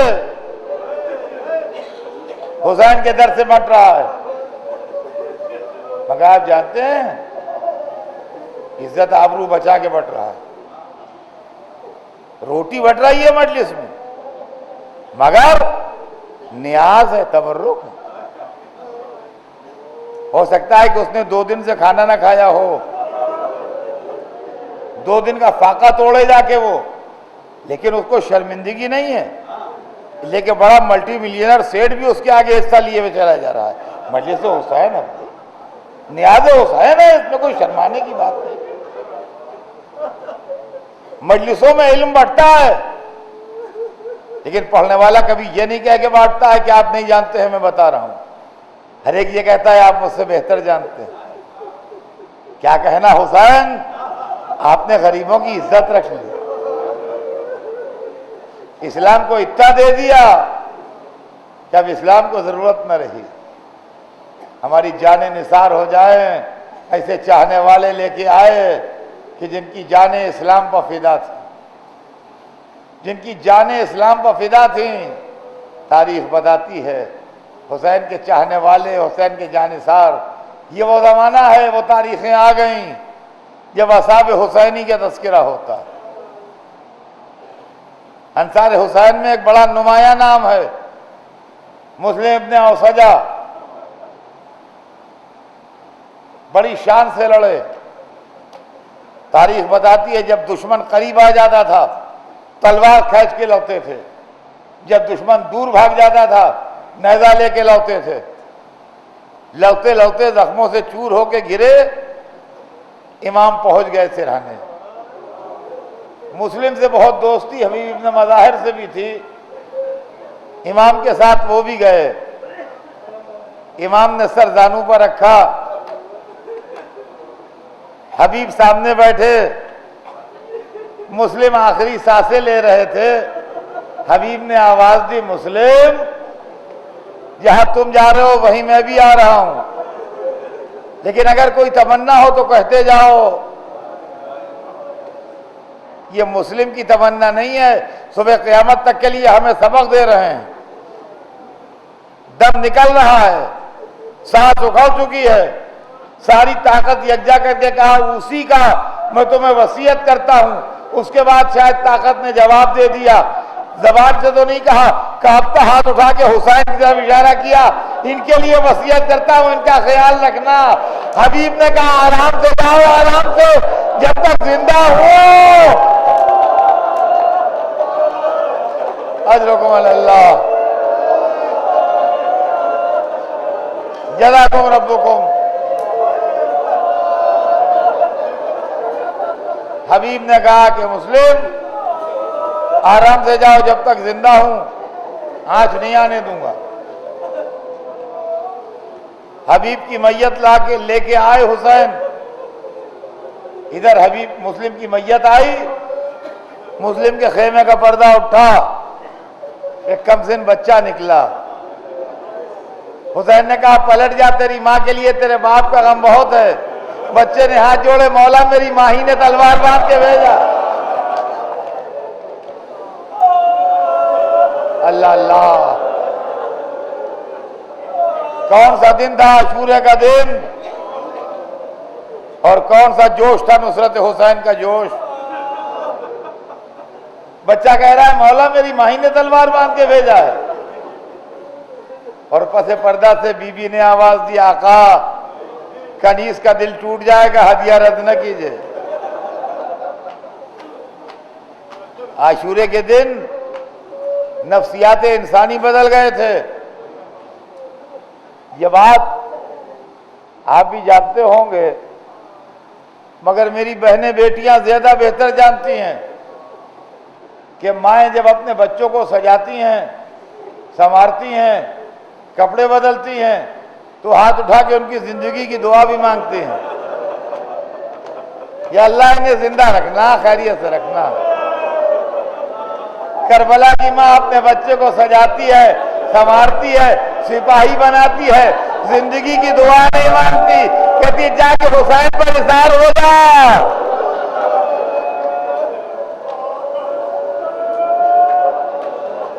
ماں بیٹے نے اس طرح حسین کی خوشامد کی، اس طرح ہاتھ جوڑے کہ امام مجبور ہو گئے۔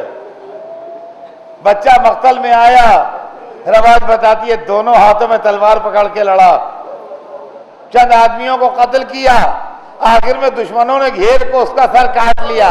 ماں در خیمہ سے منظر دیکھ رہی تھی، سر لے کے ماں کی طرف پھینک دیا، ماں نے سر اٹھایا، منہ پہ منہ رکھا، مرحبا میرے لال، تو نے مجھے فاطمہ زہرا تو سرخرو کر دیا۔ میں کہوں گا ارے ماں بچوں کو عصر عاشور کو بلاؤ، حسین اکیلے ہیں، کوئی نیزہ مارتا ہے، کوئی تلوار مارتا ہے، کوئی ظالم جھولیوں میں پتھر بھرے۔ بسم اللہ الرحمن الرحیم، الحمد للہ رب العالمین، والصلاة والسلام علی سیدنا و شفیعنا ابی القاسم وآلہ الطیبین الطاہرین المعصومین، ولعنۃ اللہ علی اعدائہم اجمعین، من یومنا ھذا الی یوم الدین۔ اما بعد فقد قال اللہ سبحانہ تبارک و تعالی فی کتابہ المبین وہو اصدق الصادقین، ان الدین عند اللہ الاسلام۔ صلوات بھیج دیں محمد۔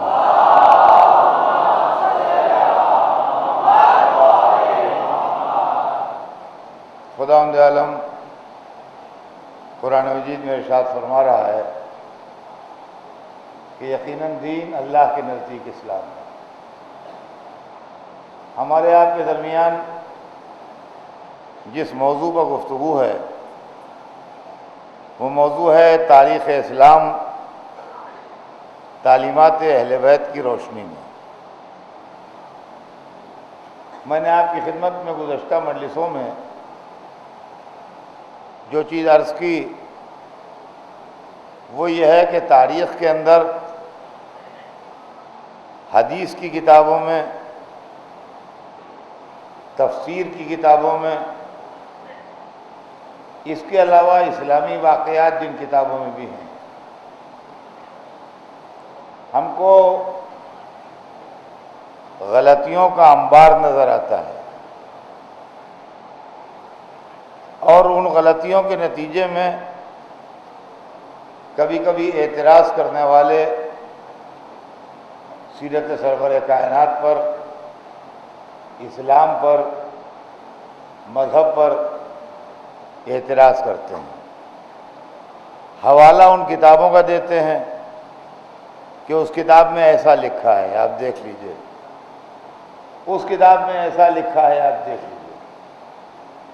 اس کے نتیجے میں ہماری قوم کے نوجوان خاص طور سے پریشان ہوتے ہیں، اور کبھی کبھی ہم لوگوں سے سوال کرتے ہیں کہ صاحب وہ ایسا کہہ رہے تھے لوگ، ایسا لکھا ہے کیا کتاب میں؟ اور اگر ایسا لکھا ہے تو اس کا مطلب تو یہ ہوا۔ یہ سمجھیے 1% لوگ ایسے ہیں جو ہم لوگوں تک پہنچتے ہیں، 99% جو ہیں وہ گھٹ کے رہ جاتے ہیں، ان کو یا تو کوئی مولوی ملتا نہیں، یا ان کی ہمت نہیں پڑتی، یا وہ شائی نیچر کے ہوتے ہیں، شرما جاتے ہیں، نہیں پوچھنا چاہتے۔ بہرحال 99% جو ہیں وہ گھٹ گھٹ کے رہتے ہیں۔ لہذا میں نے یہ سبجیکٹ جو تیار کیا، یہ اس بنیاد پر تیار کیا کہ میں آپ کے ہاتھ میں ایک کسوٹی دے دوں، تاکہ آپ اپنے گھر بیٹھے بیٹھے جب کتاب پڑھیں تو آپ خود فیصلہ کر لیں کہ یہ روایت غلط ہے، یہ روایت صحیح ہے، یہ معتبر ہے، یہ غیر معتبر ہے، یہ ہم مانیں گے اور یہ ہم نہیں مانیں گے۔ اب رہ گیا ہے کہ کسی نے لکھی ہو۔ میں ایک دن مجلس میں آپ کی خدمت میں اشارتاً کہہ چکا ہوں، بالکل شاید پہلی یا دوسری مجلس میں، کہ عالم اسلام میں سب سے بڑی بدنصیبی یہ ہے کہ ہمیں اللہ و رسول نہیں پیارے ہیں، راوی پیارے ہیں، کتابوں کے رائٹر پیارے ہیں، کتابیں پیاری ہیں، فلاں کتاب میں لکھا ہے، لہذا ہم کیسے نہ مانیں۔ سیرت رسول پر برا اثر پڑ رہا ہے، اس کی فکر کسی کو نہیں ہے۔ رسول کی سیرت رہے یا جائے، ہمارا رائٹر بچ جائے، جس نے کتاب لکھی ہے اس کے دامن پہ کوئی داغ نہ لگنے پائے۔ قرآن نے جو کہا ہے وہ کیا ہے، اس سے ہمیں بحث نہیں ہے، ہمیں راوی نے جو کہا ہے وہ بھروسے کے قابل ہے ہمیں۔ تو عالم اسلام جو ہے وہ راویوں کے چکر میں پھنسا ہوا ہے، عالم اسلام جو ہے وہ حدیثوں کی کتابوں کے کمپائلرز کے چکر میں پھنسا ہوا ہے۔ نتیجہ یہ ہوتا ہے کہ بات جو ہے وہ بگڑتی ہے، اور جب بات بگڑتی ہے تو بدنام نہ میں ہوتا ہوں نہ آپ ہوتے ہیں، بدنام یا دین ہوتا ہے یا دین کے رہبر ہوتا ہے۔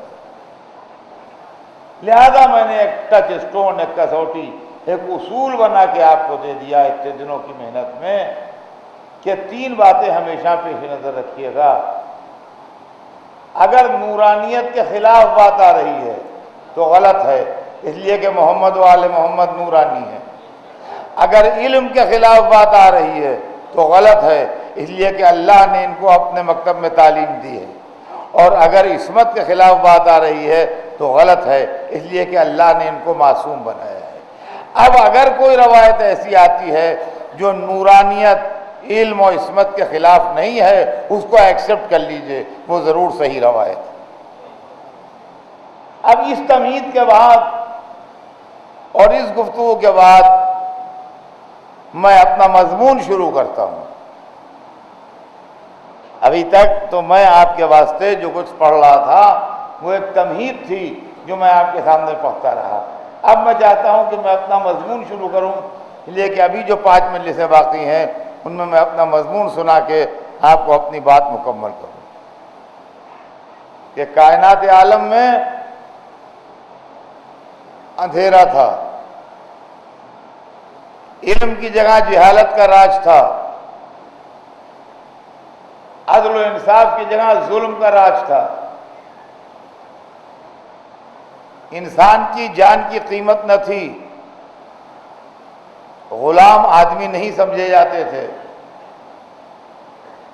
طاقت اصل چیز سمجھی جاتی تھی، جتھے والے جو چاہتے تھے کر گزرتے تھے، انسانیت فریاد کر رہی تھی، شرافت کراہ رہی تھی کہ اللہ نے اپنے بندوں پر رحم کیا اور اپنے سب سے بڑے رسول کو مکے کی سرزمین پر بھیجا۔ سرور کائنات کی ولادت باسعادت سن 1 عام الفیل، یعنی وہ سال جس سال کعبے پر ہاتھیوں کا حملہ ہوا تھا، 17ویں ربیع الاول جمعے کے دن صبح صادق کے وقت مکہ معظمہ میں سرکار کی ولادت ہوئی۔ اب تاریخ ولادت کے سلسلے میں جو علماء اسلام میں اختلافات ہیں، ان اختلافات کے اوپر آپ توجہ نہ دیجیے، اس لیے کہ اس میں آپ اپنا وقت ضائع کر کے کچھ حاصل نہیں کریں گے۔ اس میں وقت ضائع کر کے آپ کو کچھ حاصل نہیں ہوگا۔ رہ گیا یہ کہ ہاں میں نے جو بات پڑھی اس کو جواب دہی میرے ذمے ہے۔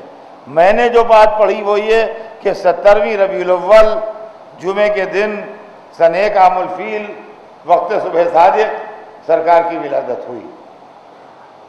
17ویں ربیع الاول میں نے کیسے پڑھی؟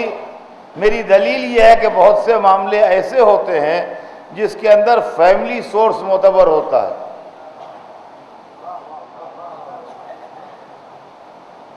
آپ 52 برس سے میری مجلس سن رہے ہیں، جو پہلے سال سے مجلس سن رہا ہے اس کو 52 برس ہو گئے ہیں سنتے سنتے میری مجلس، لیکن میری آپ کی 52 برس کی ملاقات جو ہے 52 ایئرس کی ملاقات، کیا اس ملاقات نے آپ کو اس قابل بنایا ہے کہ آپ میری ڈیٹ آف برتھ بتا سکیں؟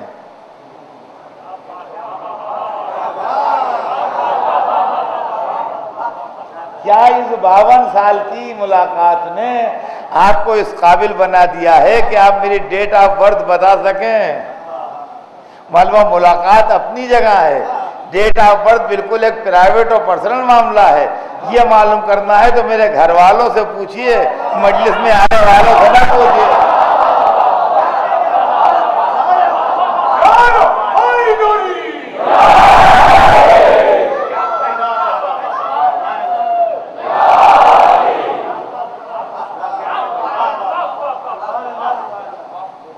یہ بات اگر آپ کو معلوم کرنا ہے تو میرے گھر میں جائیے، اور میرے گھر سے اور میرے فیملی سورسز جو ہیں ان سے معلوم کیجیے، وہاں آپ کو لکھی بھی مل جائے گی، وہاں ایسے لوگ مل جائیں گے جو بتا دیں گے کہ میں کب پیدا ہوا۔ تو دیکھیے تاریخ پیدائش بھی اور تاریخ وفات بھی یہ دونوں فیملی سورسز سے معلوم ہوتی ہیں۔ ہمیں رسول کی تاریخ ولادت بھی معلوم ہے، ہمیں رسول کی تاریخ وفات بھی معلوم ہے، لیکن ہمارا سورس سن لیجئے، پیدائش کی تاریخ ابو طالب نے بتائی، وفات کی تاریخ علی نے بتائی۔